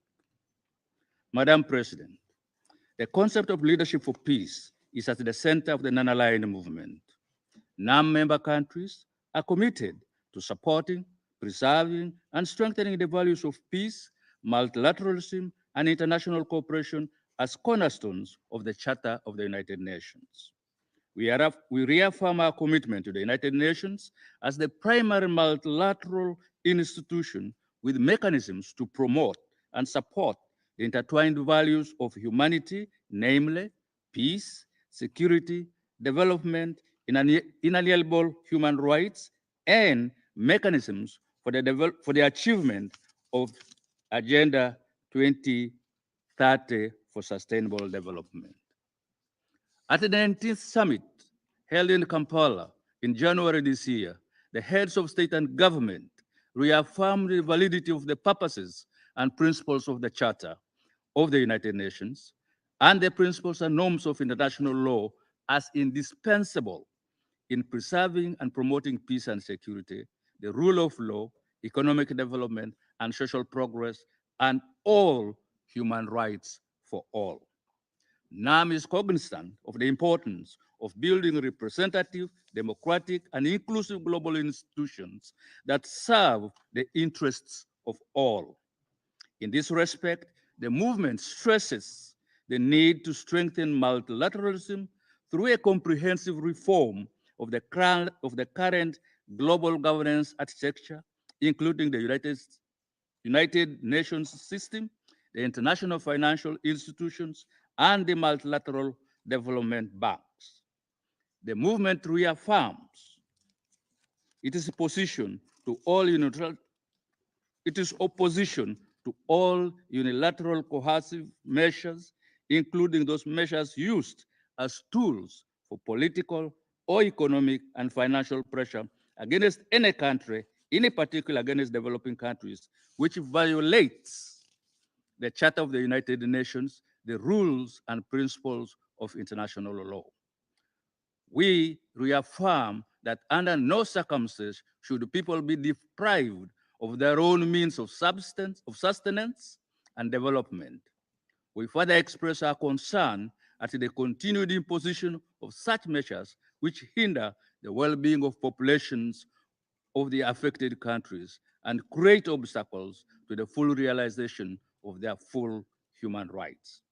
We reiterate that there is need to strengthen the United Nations as the primary multilateral organization, providing it with the substantive capacity to fully and effectively meet the purposes and principles enshrined in its charter, and at consolidating its democratic and intergovernmental character, in particular through the revitalization of the General Assembly and strengthening its authority as a democratic, inclusive, equitable, and representative body of the organization, as well as expediting reform of the United Nations Security Council in accordance with General Assembly Resolution 62/557 in a comprehensive and integrated manner in order to make the Security Council a more democratic, effective, transparent, and representative organ of the United Nations. Madam President, the NAM movement reaffirms and underscores its position and commitment with regard to multilateral cooperation for just, democratic world, for the promotion of the principle of pacific settlement of disputes in accordance with the Charter of the United Nations, in accordance with international law and the United Nations resolutions, including those resolutions of this very council. In that context, we emphasize the significant role played by International Court of Justice, the principal judicial organ of the United Nations, in promoting and encouragement settlement of international disputes by peaceful means in accordance with the relevant provisions of this charter and the statute of the court. The movement remains committed to its founding principles and reaffirms its determination to work for the establishment of a peaceful, just, equitable world order with shared global affluence. Furthermore, member states renewed their determination to work for a multipolar world through the reform and strengthening of the United Nations and multilateral processes, which contribute to a better world and a secure future for all. I thank you, Madam President. I thank His Excellency General Abu Bakr for his statement. I now give the floor to His Excellency Mr. Ratu William Maivalili Katonevier, President of the Republic of Fiji. President of the United Nations Security Council, Excellencies, I congratulate the government of Slovenia for its leadership and for convening these important discussions today. In 1970, when Fiji joined the United Nations, we recognized the significance of multilateralism and that by virtue of our membership, Fiji has contributed immensely towards a peaceful and safer world. Testament to these are Fiji's extensive contribution to UN peacekeeping operations, which remains a cornerstone of our foreign policy since our first peacekeeping mission in 1978. Since then, till today, Fiji has contributed the highest number of UN peacekeepers per capita than any other country. Aligning with the theme of this year's International Day of Peace, Fiji calls for the inculcating of the culture of peace from the grassroots of society into religious communities and learning institutions and to our communities as a whole. We urge the United Nations to play a proactive role in this endeavor, not only responding to conflicts, but in building and reinforcing a culture of peace. The United Nations Security Council, which has a primary responsibility for the maintenance of international peace and security, has remained almost unchanged. However, the security landscape has vastly evolved with new and emerging threats and crises. The Council's effectiveness and representativeness are important. Fiji calls for a more inclusive Security Council that ensures a permanent seat for small island developing states. Madam President, the concept of peace resonates with us in the Blue Pacific in its relevance and urgency. In appreciation of the value of peacekeeping, effort towards establishment of a Pacific cooperation network in the field of peacekeeping, a joint effort with a light coordination mechanism in the United Nations Department of Peace Operations is underway. Regional policies, including the 2050 strategy for the Blue Pacific, the 2018 Bold Declaration on Regional Security, and other highlight Pacific Leaders' vision on a region of peace. With the vision of being an ocean of peace, the region is undertaking efforts embedded in peace as a cornerstone of future policies and strategies. International collaboration can help refine and strengthen current efforts, ensuring that it serves not only the Pacific, but contributes to peace and security worldwide. In closing, while keeping with the theme of today's dialogue, Fiji reiterates the importance of the three pillars of the UN Charter and the return to the principles of the Charter to help us collectively navigate a complex peace and security landscape that guarantees a safe and sustainable future for all. Madam President, I thank you. I thank His Excellency Mr. Katunive for his statement. I now give the floor to His Excellency Mr. Filip Ivanovic, Deputy Prime Minister of Montenegro.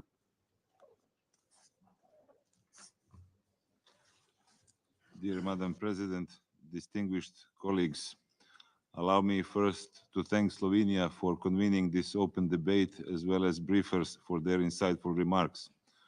Montenegro aligns itself with the statement of the European Union and wishes to add the following in a national capacity.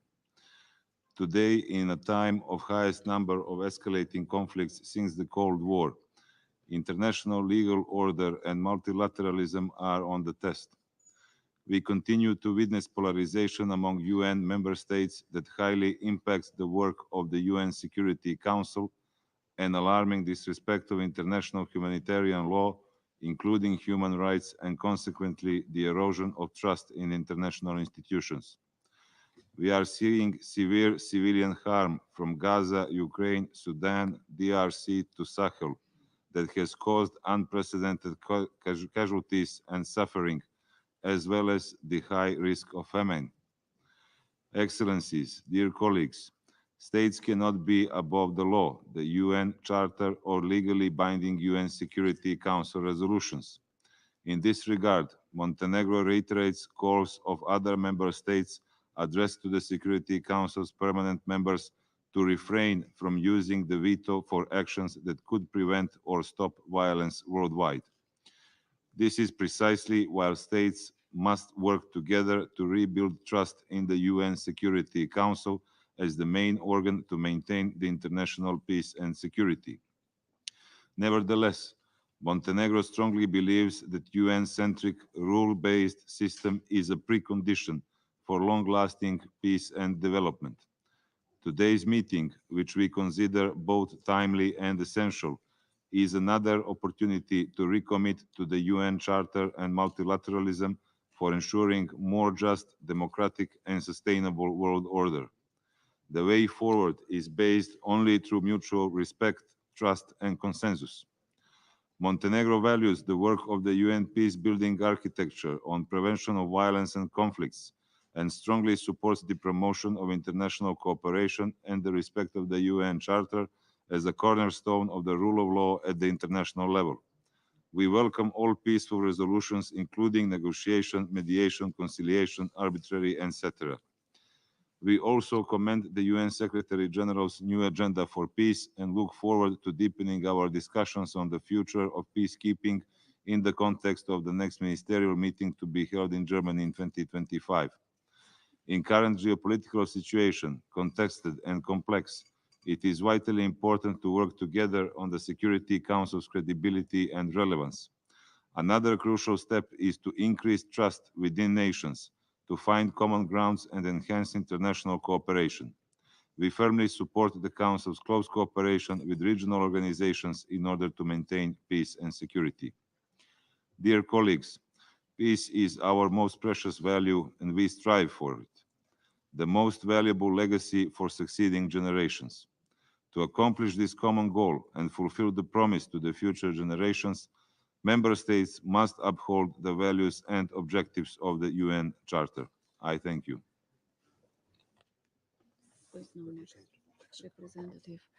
I thank His Excellency Mr. Ivanovic for his statement. I now give the floor to His Excellency Mr. Fernandez, Vice Minister for Foreign Affairs of Mexico. Gracias, señora presidenta. El tema liderazgo para la paz es pertinente y necesario en esta semana de alto nivel. ¿Qué mejor momento para analizar la forma en la que el Consejo de Seguridad encaja en el nuevo impulso al multilateralismo que acabamos de acordar en el Pacto del Futuro? En décadas pasadas, la comunidad internacional volteaba los ojos al Consejo de Seguridad cuando estallaba algún conflicto. Ahora, muchos acuerdos de paz o ceses al fuego se forjan en ámbitos lejanos a las Naciones Unidas. Los reacomodos geopolíticos e ideológicos dominan hoy el salón del Consejo de Seguridad. El uso frecuente del veto no ha hecho más que dañar la imagen de este órgano y la reputación de aquellos países que considerábamos líderes en algún momento. Es claro que en conflictos tan apremiantes como los de Ucrania, Gaza y Sudán, el Consejo de Seguridad se ha quedado muy atrás. Esta situación ha generado que actores independientes a las Naciones Unidas sean los que asuman cada vez más el liderazgo. Claramente, el mundo no puede quedarse con los brazos cruzados y ejemplo no nos faltan de países y organizaciones regionales que movilizan sus recursos para mediar acuerdos. Por ejemplo, Qatar y Egipto han sido instrumentales en promover un cese al fuego en Gaza. El secretario general de la ONU y Turquía lograron la histórica iniciativa de granos del Mar Negro. Como país convencido del multilateralismo y el papel preponderante de las Naciones Unidas, México propone 4 puntos para reforzar liderazgos efectivos. Primero, seamos eficientes y vayamos a la sustancia de las crisis. Dejemos atrás discursos retóricos y repetitivos en las sesiones de este Consejo. 2, hagamos mayor uso de las organizaciones regionales como la Unión Africana. 3, una vez más, apelemos a los miembros permanentes de este Consejo para que limiten el uso del veto y dejen de imponer consideraciones meramente nacionales por encima del bien colectivo. Y cuarto, reforcemos las facultades de la Asamblea General, a la cual también le competen la paz y la seguridad internacionales. Hacemos votos para que los resultados de la Cumbre del Futuro se traduzcan en verdaderos compromisos colectivos para revitalizar el papel de las Naciones Unidas.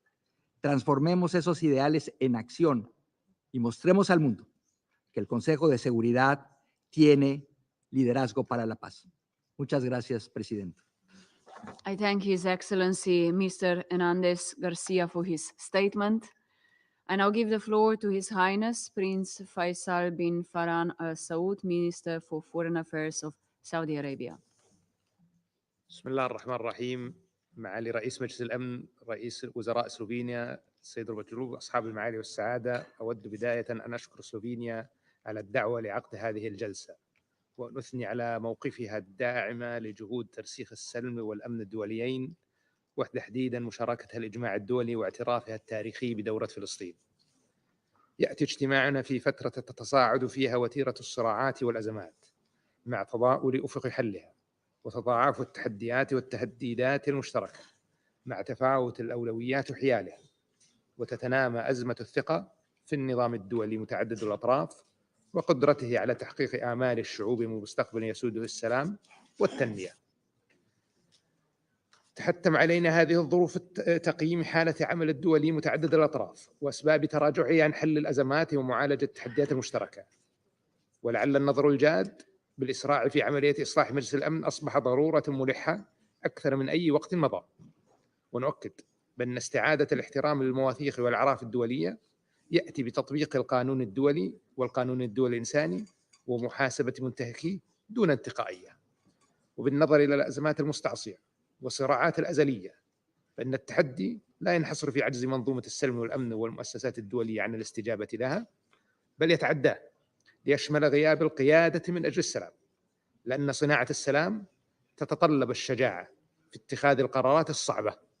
فخلف كل تعطيل لمسارات السلام والتسويات السياسية نجد بعض القيادات السياسية تغلب مصالحها الشخصية واعتباراتها الحزبية على المصالح الجامعة والسلم الإقليمي والدولي، والذي انعكس بشكل واضح على كفاءة المنظمات الدولية ومجلس الأمن على وجه الخصوص في أداء مهامها. ولعلنا نجد في غياب التحرك الدولي والجاد لإيقاف التصعيد العسكري والإسرائيلي المستمر خير دليل على ما يعانيه النظام الدولي متعدد الأطراف من قصور وتضعضع في الإرادة السياسية الدولية. تؤمن المملكة بأن السلام هو الأساس الذي يمهد للتعاون والتنمية، وهو الحامي لديمومتها. والخروج من دائرة العنف والأزمات يجب علينا تمكين القيادة الدولية المسؤولة وإحباط محاولات تصدير المصالح السياسية ضيقة على حساب أمن الشعوب وتعايشها. وستظل المملكة داعمة للنظام الدولي متعدد الأطراف وساعية لتطويره وتمكين مقاصده واستعادة الثقة بمؤسساته، وهي ملتزمة بتعزيز العمل الجماعي من أجل تحقيق الأمن والتنمية المشتركة. شكرا سيد الرئيس.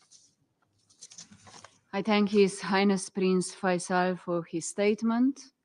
I now give the floor to His Excellency Mr. Muhammad Shehbaz Sharif, Prime Minister of the Islamic Republic of Pakistan. Thank you very much, Madam President.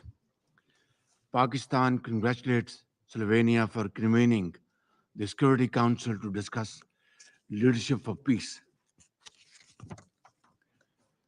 Proliferating wars in the Middle East, Europe, and elsewhere, great power tensions and growing poverty are threatening the foundations of the world order. Last Sunday, we approved the Pact for the Future. We must give life to our commitments, else the future will be bleak and dangerous. First, we must compel Israel to halt its genocidal war in Gaza and prevent its attempt to provoke a wider conflict in the Middle East. Bombing in Beirut is most condemnable. It is time to apply sanctions against Israel, including an arms and trade embargo.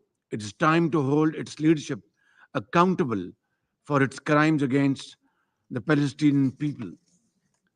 The Security Council, Madam President, must develop an impartial plan for a ceasefire and peaceful solution for the war in Ukraine and not allow its perpetuation or escalation. The Council can no longer ignore the festering Jammu and Kashmir dispute. It poses an ever-present ominous threat to international peace and security. The Council must call for a halt to the massive violations of the fundamental rights of the Kashmiri people and implement its own resolution that demand a plebiscite for self-determination in Kashmir Valley. The Council should effectively address the resurgence of the threat of terrorism from Afghanistan, especially from Daesh, ISIL-K, and the Fitna al-Khawarij. The Council must extend active support to the African countries and the African Union to defeat terrorism and foreign intervention. UN peacekeeping must become more robust and effective. The Council should initiate confidence-building measures to prevent a war between the major powers and ease the rising tension, especially in the Asia-Pacific region. Healthy competition between governments is very healthy and good, but must not take the shape of ugly confrontation. The Council must declare zero tolerance for the illegal use of force and revive global efforts to halt and reverse the new arms race in nuclear and conventional weapons. It must build controls over new weapons and technologies, including artificial intelligence, that are making war more likely and more lethal. Madam President, in cooperation with other member states, Pakistan shall pursue these objectives in the Security Council when it assumes its seat in the Council next year. I thank you. I thank His Excellency Mr. Sharif for his statement. I now give the floor to His Excellency Mr. Alar Karis, President of the Republic of Estonia. Madam President, I have the honor to speak on behalf of Estonia and Lithuania.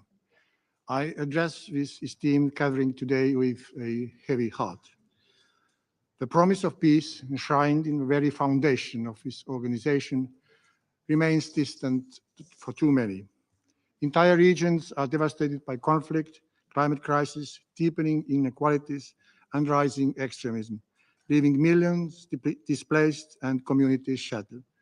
Without the effective UN challenges mount and chaos spreads. For decades, we have entrusted the Union nations to provide a layer of protection the world needs. Yet the realities expose the limitations of its current structures. This failure is painfully evident in Ukraine, where a permanent member of this council is flagrantly and repeatedly violated international law, including the deliberately targeting civilians and critical infrastructure. Russia sits at this table while engaging in arms deals with Iran and North Korea that defy the Council's own resolutions and abuses its veto privilege to evade any accountability. The international community's response to Russia's aggression, as well as to all acts of terror and war, will define our collective future. It should be the concern of the international community if we allow the powerful to act with impunity. After this, who can feel safe and secure? Distinguished colleagues, we need a Security Council that is effective in addressing the key challenges of the 21st century, whether conflict and security, climate change, cybersecurity, or global inequality. There are steps we must take to fulfill the main responsibility and accountability of the Security Council to maintain international peace and security. Let us start by enforcing all provisions of the Charter, while the aggressor is voting on resolutions regarding the aggression they are part of. We must improve the working methods of the Security Council, and the veto power should be limited. We strongly back the French-Mexican initiative on veto restraint and the code of conduct by the Accountability, Coherence, and Transparency Group. The veto initiative is good. We now need to discuss how we can take it further and strengthen the role of a General Assembly. Excellencies, we all just pledged at the Summit of the Future to work in solidarity to prepare for forever there is to come and to build a better future. Our vision for this is clear: a united nation where the principles of peace, sovereignty, and human rights are not merely words, but guiding forces. Our task is to take this organization to where it must be, at the core of providing for international stability and security. Thank you for your attention. I thank His Excellency Mr. Karis for his statement. I now give the floor to His Excellency Mr. Gregor Közler, Vice Minister for European and International Affairs of Austria. Thank you, Madam Chair, esteemed Mr. Minister Fajon, dear neighbor Slovenia, for convening this high-level open debate. I thank the Secretary General for his insightful statement and the briefers for their valuable contributions. Excellencies, maintaining peace and security is at the heart of the United Nations. It is why we all signed and ratified the UN Charter. We committed ourselves to upholding international law and resolving conflicts peacefully. Yet the world today tells a different story. Russia's unjustified war of aggression against Ukraine has been a cruel wake-up call, not only in Europe, and has brought unspeakable human suffering to Ukraine and its people. There are many other conflicts in the world, from the Middle East and the devastating humanitarian situation in Gaza, most recently also in Lebanon, to Sudan, Haiti, and Myanmar, to name only the most atrocious conflicts. At the same time, transnational challenges like climate change, hunger, and global health crises multiply these existing threats to peace and stability. Faced with these realities now more than ever, and in the spirit of the Summit of the Future, we need collective leadership, genuine collective leadership. Let me highlight 4 areas. First, we must restore trust in the multilateral system and thereby protect its relevance. We risk its irrelevance. For this, we need meaningful reform, starting with the Security Council itself. With this organ, Austria is honored to have been, together with Kuwait, co-chair in the person of our Perm Rep Axel Maschik of the intergovernmental negotiations on the Security Council reform. We are encouraged by the progress made, especially by the adoption of 3 ambitious actions on reform that the Summit of the Future held this week. The vision set out in the text is clear. Leaders have committed to ensuring greater representation for underrepresented and underrepresented regions, groups, and redress the historical injustice, especially against Africa. We all and they want to see a more effective council where the question of the veto will be key. We have committed ourselves to working towards a consolidated model, thereby moving the reform process to the next phase. Second, we need to ensure a swift and decisive response of the Security Council whenever humanitarian or international law as such is violated. Without such a response and accountability, impunity reigns and the cycle of violence perpetuates. We must establish and implement clear mechanisms to hold violators accountable. Third, we need a more networked system of global governance. Effective partnerships are essential in this context, whether among UN agencies or between regional organizations and the Security Council. And as a new member state, may I say, the cooperation between the European Union and its missions worldwide and the African Union and its missions with the UN is essential for such a networked partnership in this context. A collaborative, integrated approach is essential to strengthen our collective ability to prevent conflicts and sustain peace. Finally, we need more dialogue. Today's world is highly complex. There are no simple solutions, but dialogue is the linchpin of an effective multilateralism. It may not always lead to immediate resolution of conflicts, but it fosters mutual understanding and lays the groundwork for lasting peace. Very often we see that conflicts persist because parties lack the will to engage in genuine dialogue, in real dialogue, not just in phrases. But this lack of will comes at a tremendous cost. The lives of innocent humans, the degradation of our environment, and as such risking the future of our planet. As a small, militarily neutral country, but never politically neutral when it comes to violations of international law, Austria knows that an effective multilateral system is our only protective shield, our real only protective shield against the world where might makes right. This is why Austria is running for the Security Council for the term of 2027 and 28. But this is only part of our very broad multilateral DNA and understanding, because we are a seat country of the United Nations, with Vienna of one of the seats. And we are determined to continue to help create space for genuine dialogue, also in the most difficult situations, in the spirit of mutual trust and meaningful partnerships. Ladies and gentlemen, a space where leadership is defined by its commitment to peace, not by seeking power for its own sake. Madam Chair, ladies and gentlemen, thank you for your attention.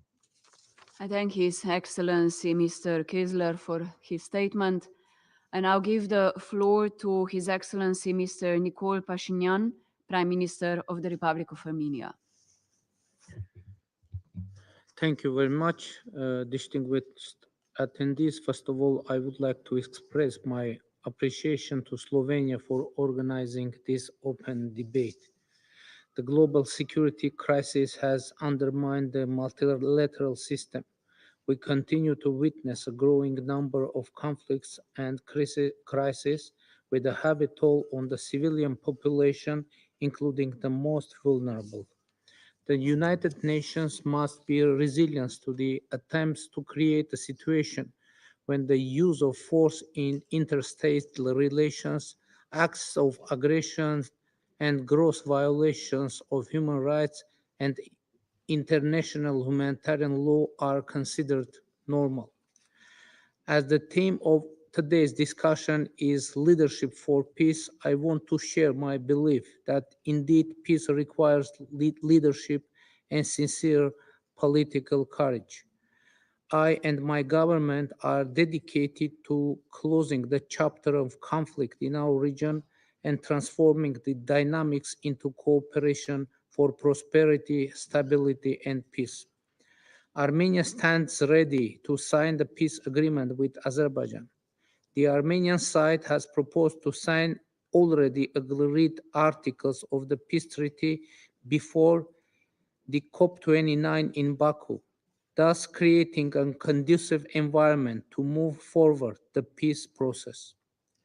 The Crossroads of Peace initiative of Armenia aims at unlocking the economic potential of the region and strengthening economic and cultural ties, thus contributing to the political dialogue and achievement of a comprehensive peace for the benefit of all peoples. We stand ready to use the positive momentum and continue the border delimitation process on the basis of the agreement between our border delimitation commissions based on the Almaty Declaration of 1991. A strong and unequivocal support by the United Nations to the efforts of Armenia to achieve just and durable peace in the region is crucial. Thank you for your attention. His Excellency Mr. Pashinyan for his statement. I now give the floor to His Excellency Mr. Ivan Kondo, Caretaker Minister for Foreign Affairs of Bulgaria. Thank you. Thank you, Madam President, ladies and gentlemen. Bulgaria aligns itself with the statement to be delivered on behalf of the EU, and I would like to highlight some additional points. At the outset, let me express our appreciation to Slovenia for convening this momentous high-level open debate. I would also like to thank the briefers for their insightful presentations and assessments of the trends on the ground. This debate is held at a critical moment. Building upon our commitment to strengthen multilateralism, we have adopted at the beginning of this week the Pact on the Future.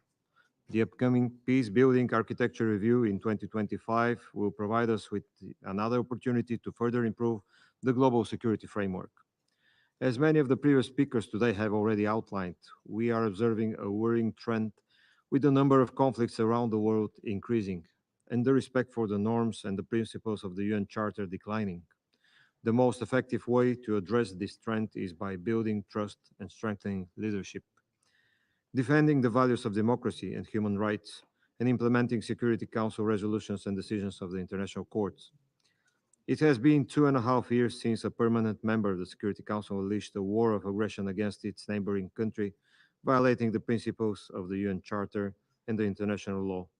It is indispensable that Russia withdraws from Ukraine and stops the war so that mutual trust and confidence in international rules-based order can be restored.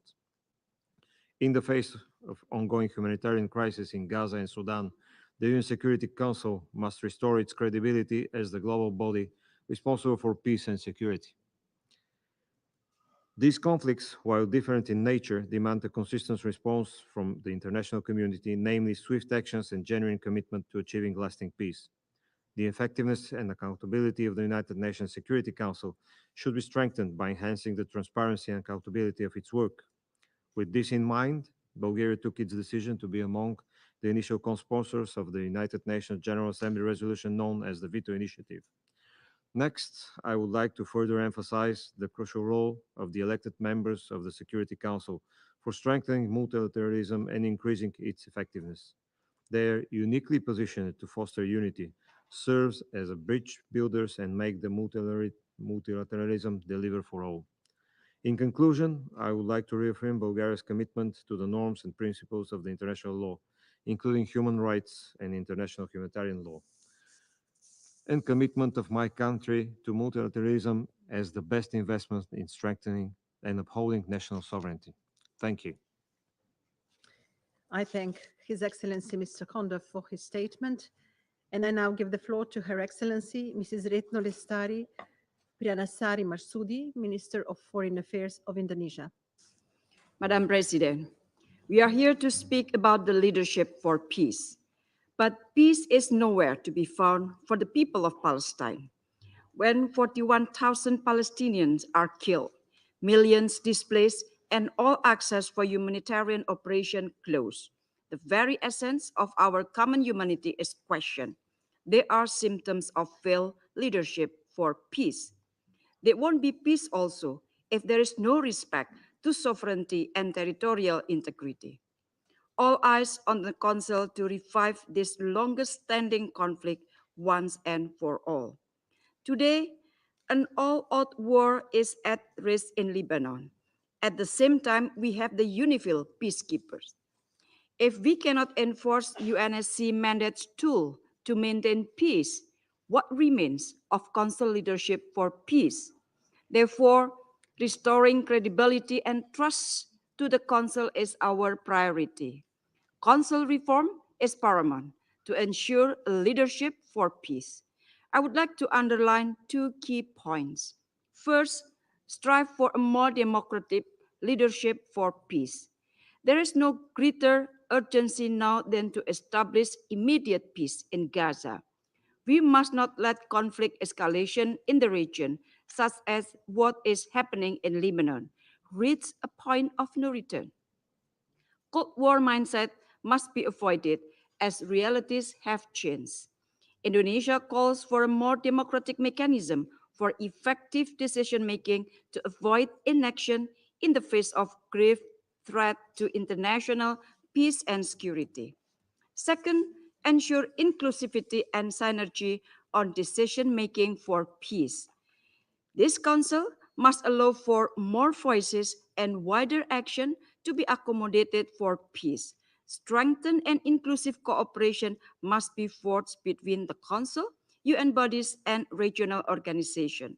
A better proportion of underrepresented regions and developing countries is also needed to ensure that all hands are on deck when world peace is at stake. Without inclusivity, peace will never be attained in entirety. Madam President, we do not need to search far and wide to pursue a secure future. We can start right here and right now with peace for the people of Palestine. I thank you. I thank Her Excellency Mrs. Marsoudi for her statement. I give the floor to His Excellency Mr. Tauheed Hussein, Advisor for the Ministry of Foreign Affairs of the Interim Government of Bangladesh. Thank you, Madam President, Excellencies and distinguished briefers. I thank the Slovenian presidency for organizing this timely debate. The debate holds particular significance for Bangladesh. In recent months, our people witnessed an upheaval. Led by students, people at large demonstrated remarkable courage and conviction against tyrannical governance. We are now on course for transformation. This transition resonates deeply with today's discussion on the need for a renewed leadership for peace. Let me reflect on the guiding questions for today's debate. First, to address the alarming erosion of respect for the UN Charter, we must rekindle the values enshrined in it. It is not a matter of choice. The global system of collective security is increasingly under strain due to blatant disregard for international norms. The Council must reinforce accountability, address inequality, and ensure that violations of international law are met with firm responses without exception. The Security Council needs to be reformed to make it more representative and effective in addressing both the conventional and emerging security threats. Secondly, UN Security Council needs to do better in restoring credibility and relevance in protracted conflicts such as Myanmar, Gaza, or Ukraine.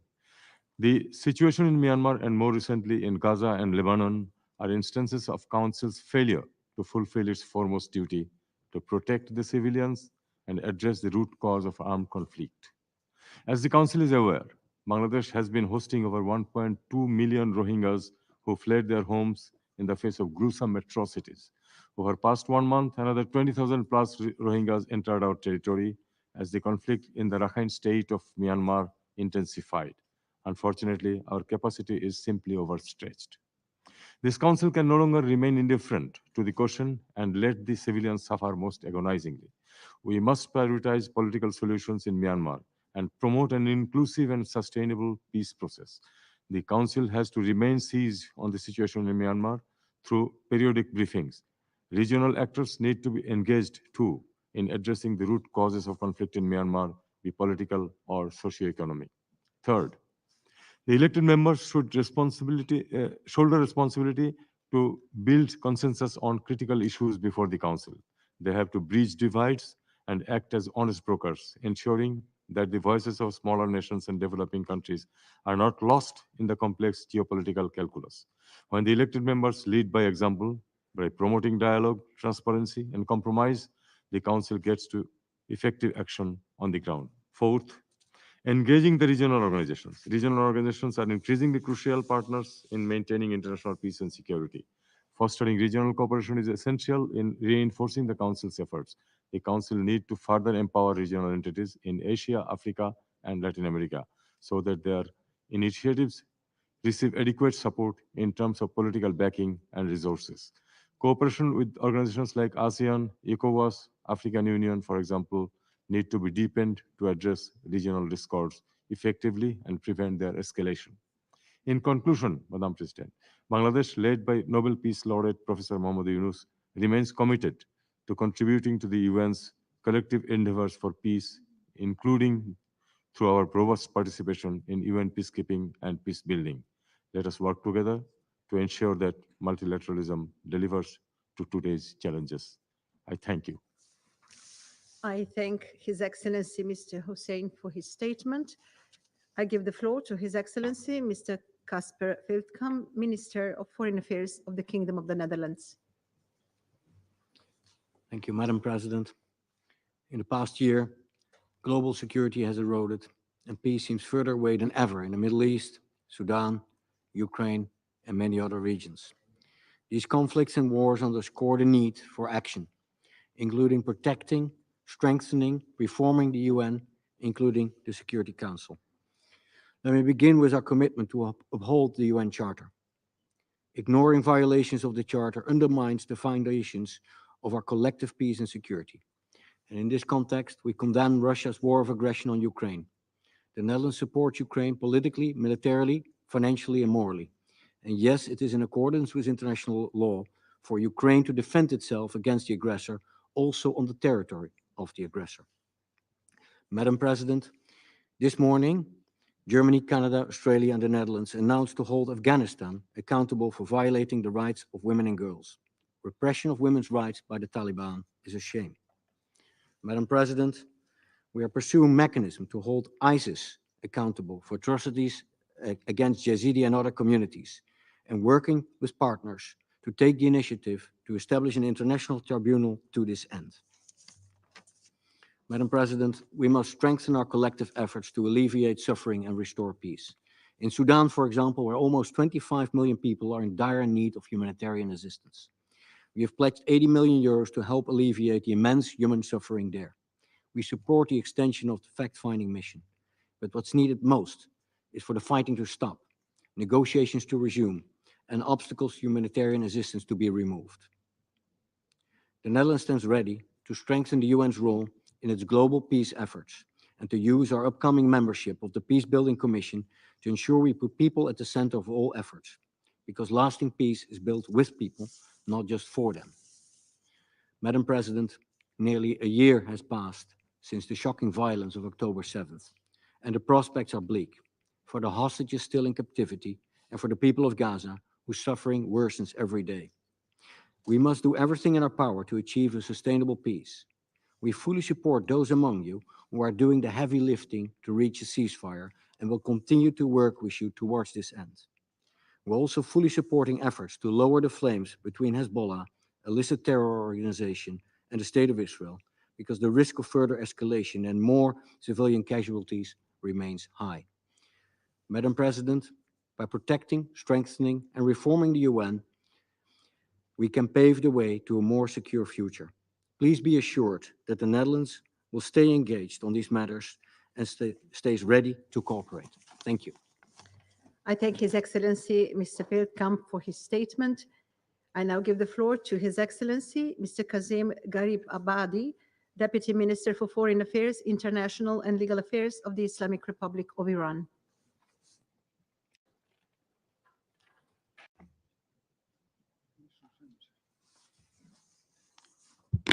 Bismillah ar-Rahman ar-Rahim.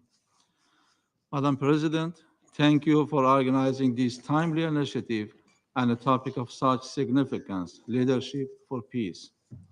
Madam President, distinguished members of the Council, our world stands at critical juncture. We are facing the most conflicts since the Cold War, marked by a staggering increase in civilian casualties, especially among women, children, and humanitarian workers, and an unprecedented crisis of forced disappearance. The United Nations, the most prominent symbol of the multilateral system, which was established to prevent and manage conflicts, is under immense strain. And the bedrock of international relations, international law, and the principles enshrined in the United Nations Charter are being flouted with alarming consistency. Impunity for egregious violations of international law, in particular international humanitarian law, threatens to become the norm, and this permissiveness risks undermining not just future peace efforts, but the very foundations of multilateralism. We see examples of conflict across the world today, from Gaza to Sudan to Lebanon. Each of these situations, while different, present an opportunity for the Security Council to demonstrate renewed leadership. In each, we must ask, how can we do better? How can we restore the Council's credibility and relevance in the eyes of the international community? Madam President, the United Nations Security Council is primarily responsible for maintaining international peace and security. But too often, this very body has become paralyzed by political divisions, preventing decisive action.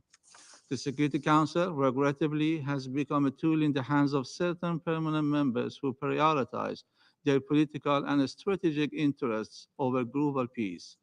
They manipulate the Council to pressure independent, sovereign nations while paralyzing it from acting decisively against aggression and violations committed by their allies. The United States' repeated use of its veto power to shield Israel from accountability for its ongoing genocide and ethnic cleansing of Palestinians in the Gaza Strip and now Lebanon is a glaring example of this abuse. The situation in Gaza is our collective failure to uphold international peace and security. We are witnessing an unprecedented humanitarian catastrophe. Gaza has, as a senior United Nations official aptly described, become the hell of the earth. The reports are horrifying. Over 42,000 innocent Palestinian civilians, including women and children, were slaughtered by the occupying regime, with more than 93,000 wounded. In Lebanon, the deliberate targeting of civilians in densely populated areas using advanced technology for terror purposes is a blatant violation of international law, humanitarian principles, and multiple United Nations resolutions. This savage assault is not just an attack on the Lebanese people, it is an attack on humanity itself. Israel has crossed every red line. For this terrorist regime, international humanitarian law and the principle of human dignity mean nothing. Israel's leadership has no intention of pursuing peace. Its true objective is to drag the entire region into full-scale war. The Security Council's silence is deafening. It sends a dangerous message to the innocent victims of this war and the international community. The Security Council must fulfill its responsibilities under the Charter. Immediate action must be taken to halt Israel's war machine and prevent further regional escalation. The Council must act to protect civilians in Palestine and Lebanon and enforce Israel's compliance with international law and its binding resolutions. Madam President, distinguished members of the Council, leadership for peace requires unity, integrity, and unwavering adherence to the United Nations Charter and international law. We cannot pick and choose which laws to uphold and when. We must demonstrate leadership by acting consistently, impartially, and with integrity. If we are to restore peace, we must first restore trust. This begins with a deep respect for international law and the United Nations Charter. Only through consistent, impartial action can we steer the world toward a more secure and peaceful future. Thank you for your attention. I thank His Excellency Mr. Abadi for his statement. I now give the floor to His Excellency Michael Martin, Tanesta and Minister for Foreign Affairs and Defence of Ireland. Thank you, President, for convening us today. We meet at a dangerous moment, and I'm deeply concerned about spiraling violence in the Middle East. The scale of death, destruction, and unimaginable human suffering in Gaza is truly horrific and completely unacceptable. Israel's response to the horrific Hamas attack has been completely disproportionate. The violence must stop now. We urgently need a ceasefire and hostage release deal, followed by a massive surge of humanitarian aid into Gaza. This must and should be the priority. Instead, we are seeing the extension of conflict in the West Bank and now into Lebanon. This reckless escalation is deeply alarming. I'm appalled at surging settler violence in the West Bank and the ongoing efforts to undermine the Palestinian Authority. This must stop. I condemn Hezbollah for its attacks on Israel and its malign role in Lebanon and the region. But massive and indiscriminate airstrikes on densely populated areas in Lebanon are resulting in a shocking loss of life and a killing of innocent men, women, and children. In my view, this violates international humanitarian law. These attacks are on a sovereign state and a United Nations member. Israel has an obligation to abide by international humanitarian law. I call on it to do so. And I call on all parties to exercise restraint. Over many years, UNIFIL has played an invaluable role in Lebanon. There are contingents from many countries here today, including 350 Irish troops. I pay tribute to all UN peacekeepers facing such a dangerous situation. A regional war would be disastrous, including for Israel.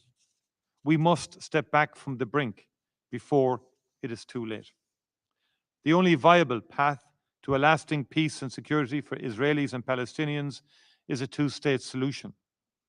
While I am under no illusions as to the challenges ahead, last week's adoption by the General Assembly of a resolution on the advisory opinion of the International Court of Justice is a step in the right direction. President, Russia's illegal war in Ukraine is a threat to European and global security. A permanent member of this Council is seeking to change borders by force. It is weaponizing food, energy, and migration. It is defying the UN Charter, undermining the multilateral system, and this very Council itself. There cannot be impunity for such wholesale breaches of international law. Ireland stands in full solidarity with Ukraine. We will work for a comprehensive, just, and lasting peace based on the principles of the UN Charter, including respect for the sovereignty and territorial integrity of states and Ukraine's peace formula. President, the situation in Sudan is appalling. 12 million people forced from their homes. Widespread reports of horrendous abuses against civilians, particularly women and girls. The scourge of hunger and famine. We need to speak with one voice to demand a ceasefire, humanitarian access, protection of civilians, and accountability for human rights abuses. We also need to see external actors behave responsibly and cease their involvement and support for the conflict. To do whatever it takes to pressure the parties to come back to the negotiating table and bring to an end this destructive cycle of violence. In conclusion, President, in these and so many other conflicts, we see the obligations of international law cast aside. We see various serious violations of international law go unanswered and international crimes go unpunished. We see a lack of accountability leading to a culture of impunity. and we see resolutions of this Council left unenforced. We have spoken a lot about the future this week and adopted the Pact for the Future. What we need now is political will for leaders to speak out, to protect multilateralism and the United Nations Charter. If we fail to do so, we condemn this generation and the next to a very uncertain and dangerous future. Thank you very much indeed. I thank His Excellency Mr. Martin for his statement. I now give the floor to His Excellency Dr. Vivian Balakrishnan, Minister for Foreign Affairs of Singapore. Thank you, Madam President. Members of the Security Council. The world is in an acutely dangerous phase, and civilians in multiple trouble spots are paying a terrible price. And so the United Nations is at an inflection point. We need to reform the multilateral and UN institutions to address both current and future challenges, including reform of this very Security Council. First, we must constrain the exercise of the veto. All permanent members should focus on the broader goal of delivering international peace and security. However, the trend of the increasing exercise of the vetoes suggests that we cannot leave this to the P5 to voluntarily change their behavior. The wider UN membership must reach agreement on how the veto is exercised in the future. And Singapore stands ready to discuss this further at the General Assembly. The approach is not to encroach on the Council's mandate, but to guard against actions that prevent this Council from fulfilling its mandate. Second, the Council must do more to prevent conflicts. The Council should work more closely and effectively with the other main organs of the UN to facilitate both early warning and response. Article 99 of the UN Charter is in fact a powerful preventive diplomacy tool. I'm glad that the Pact for the Future alluded to this. However, this Council needs to react more quickly with a concrete response when the Secretary General invokes Article 99, particularly for humanitarian catastrophes and mass atrocities. Third, we need to strengthen the role of elected members of this Council.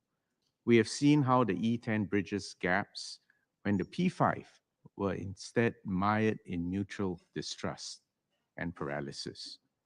Given the powerful bridging role of the E10, elected members should have a greater say in pen holdership and decision-making, and be allowed to lead or co-lead on key issues, particularly concerning their respective regions. Thank you, Madam President. I thank His Excellency Dr. Balakrishnan for his statement. I now give the floor to His Excellency Mr. Mohammed Hassan, Minister of Foreign Affairs of Malaysia. Thank you, Madam President. Yesterday evening, the streets of Midtown were filled with the voices of grieving. They were grieving the killing of over 500 people in Lebanon, a heinous mass murder which is made all the more shameful by the fact that it happened as world leaders gathered under the banner of United Nations. They also mourn the fact that it has almost been 1 year of the non-stop slaughter of the people of Gaza by the brutal Israel regime. Various instruments of international law prescribe the rules governing our conduct. Why then have we failed? Leadership for peace, united in respect of the United Nations Charter. This is the theme of our gathering today, but in the eyes of the world's population, it sounds like a punchline. For over 300 days now, Madam President, the Security Council seems to have forgotten the existence of the United Nations Charter.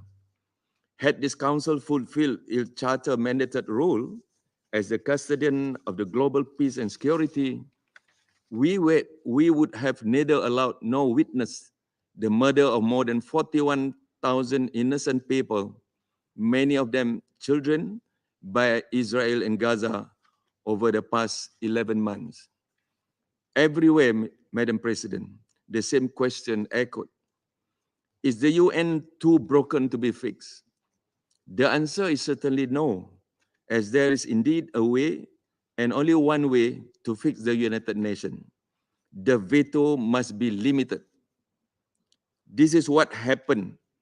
This is what needs to happen, not just to save the people of Gaza, but to save the United Nations.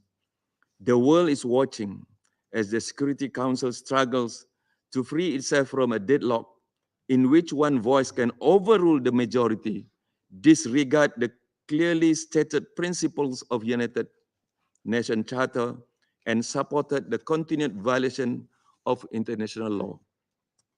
Make no mistake, Madam President, this is becoming an existential crisis for the United Nations and a test of its relevance and fitness for purpose.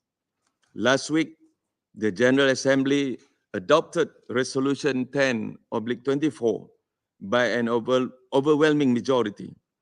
This is a success that we hope will not be tampered with by the power of veto in the Security Council. We, Malaysia, demand that this council support the full implementation of the resolution. Remember that the world is watching, Madam President. Do not risk dissolutioning us. Do not risk dissolutioning us.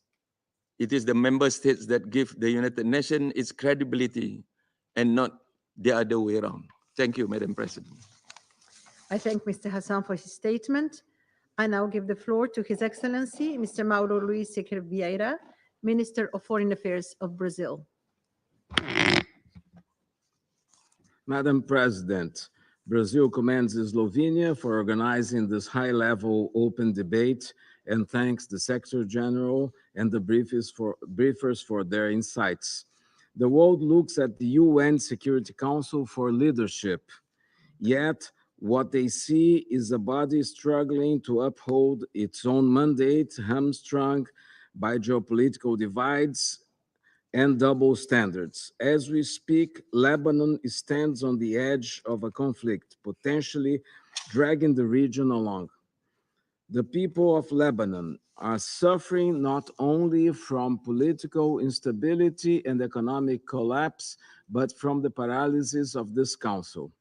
The illegal and indiscriminate attacks on the Lebanese people and their sovereignty, along with the subsequent exchange of violence, have resulted in casualties of over 100,000 displaced in southern Lebanon.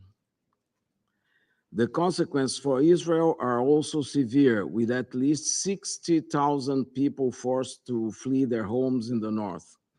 The Security Council's lack of decisive action to prevent another humanitarian catastrophe raises concerns about its effectiveness and underscores its poor records in exerting leadership on peace and security. The plight of Palestine is a case in point. We have been witnessing the routine breaches of international humanitarian law in Gaza, where countless reports show that civilian areas are being indiscriminately and disproportionately struck in military operations. Critical infrastructure has been destroyed, worsening the suffering of innocent civilians and spreading famine and disease. Moreover, humanitarian personnel, doctors and health workers protected under the Geneva Conventions have been killed. Journalists have been shot or detained, and news outlets have been shut down. Yet, time after time, resolutions are blocked and the veto is wielded like a weapon of impunity. This is not leadership. This is abdication of responsibility. Ladies and gentlemen, we cannot have double standards for peace. Every civilian affected by conflict deserves the same level of protection and advocacy. The lives of all individuals in conflict zones are equally valuable, and our actions should reflect this fundamental truth by ensuring that the rights and safety of all civilians are protected with the same vigor and resolve.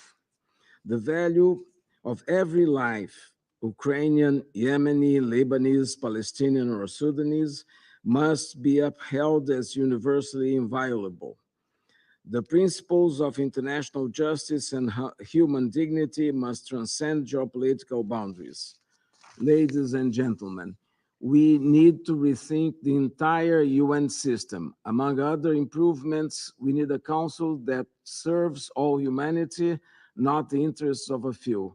Let's be bold and ambitious, as President Lula emphasized during his participation in the activities of the General Assembly this year. The future of global peace depends on our ability to lead effectively and in doing so, to deliver justice for all. I thank you. I thank His Excellency Mr. Vieira for his statement. I now give the floor to Her Excellency Ms. Theodora Gentis, Deputy Minister for Foreign Affairs of Belgium.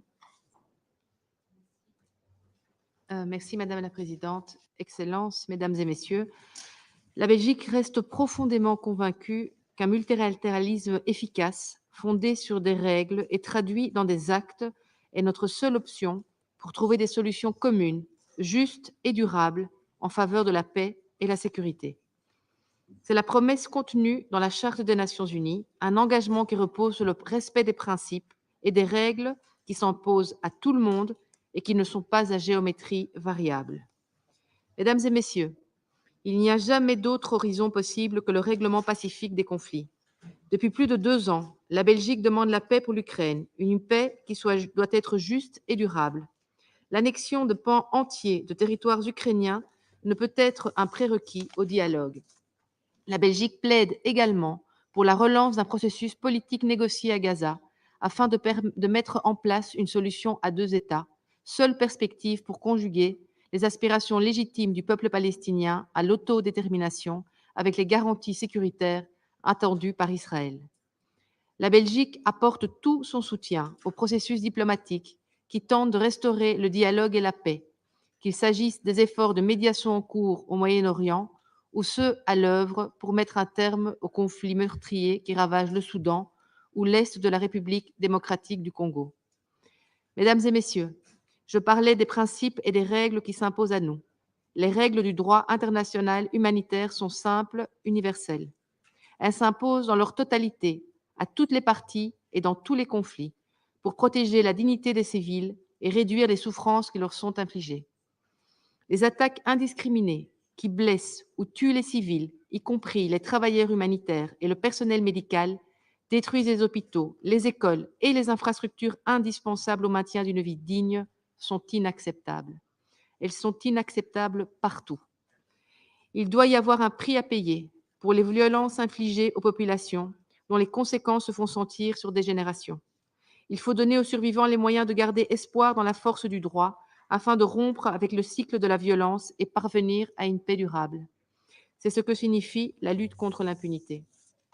Mesdames et Messieurs, en toutes circonstances, ces principes et ces règles doivent rester notre boussole, afin de préserver la confiance que nous plaçons les uns dans les autres. Une confiance qui rend possible la coopération internationale. Ce Conseil se doit d'en être le garant. Il doit faire usage de l'entièreté de sa boîte à outils pour assurer la mise en œuvre de ces résolutions. La Belgique lui accorde son plein soutien pour ce faire, ainsi qu'à toute action concrète des membres élus, dont je salue ici l'engagement allant dans ce sens. Je vous remercie. I thank Her Excellency Ms. Gintis for her statement. There are still a number of speakers remaining on my list for this meeting, and I intend, with the concurrence of the members of the Council, to suspend the meeting until tomorrow, 6 p.m. The meeting is suspended.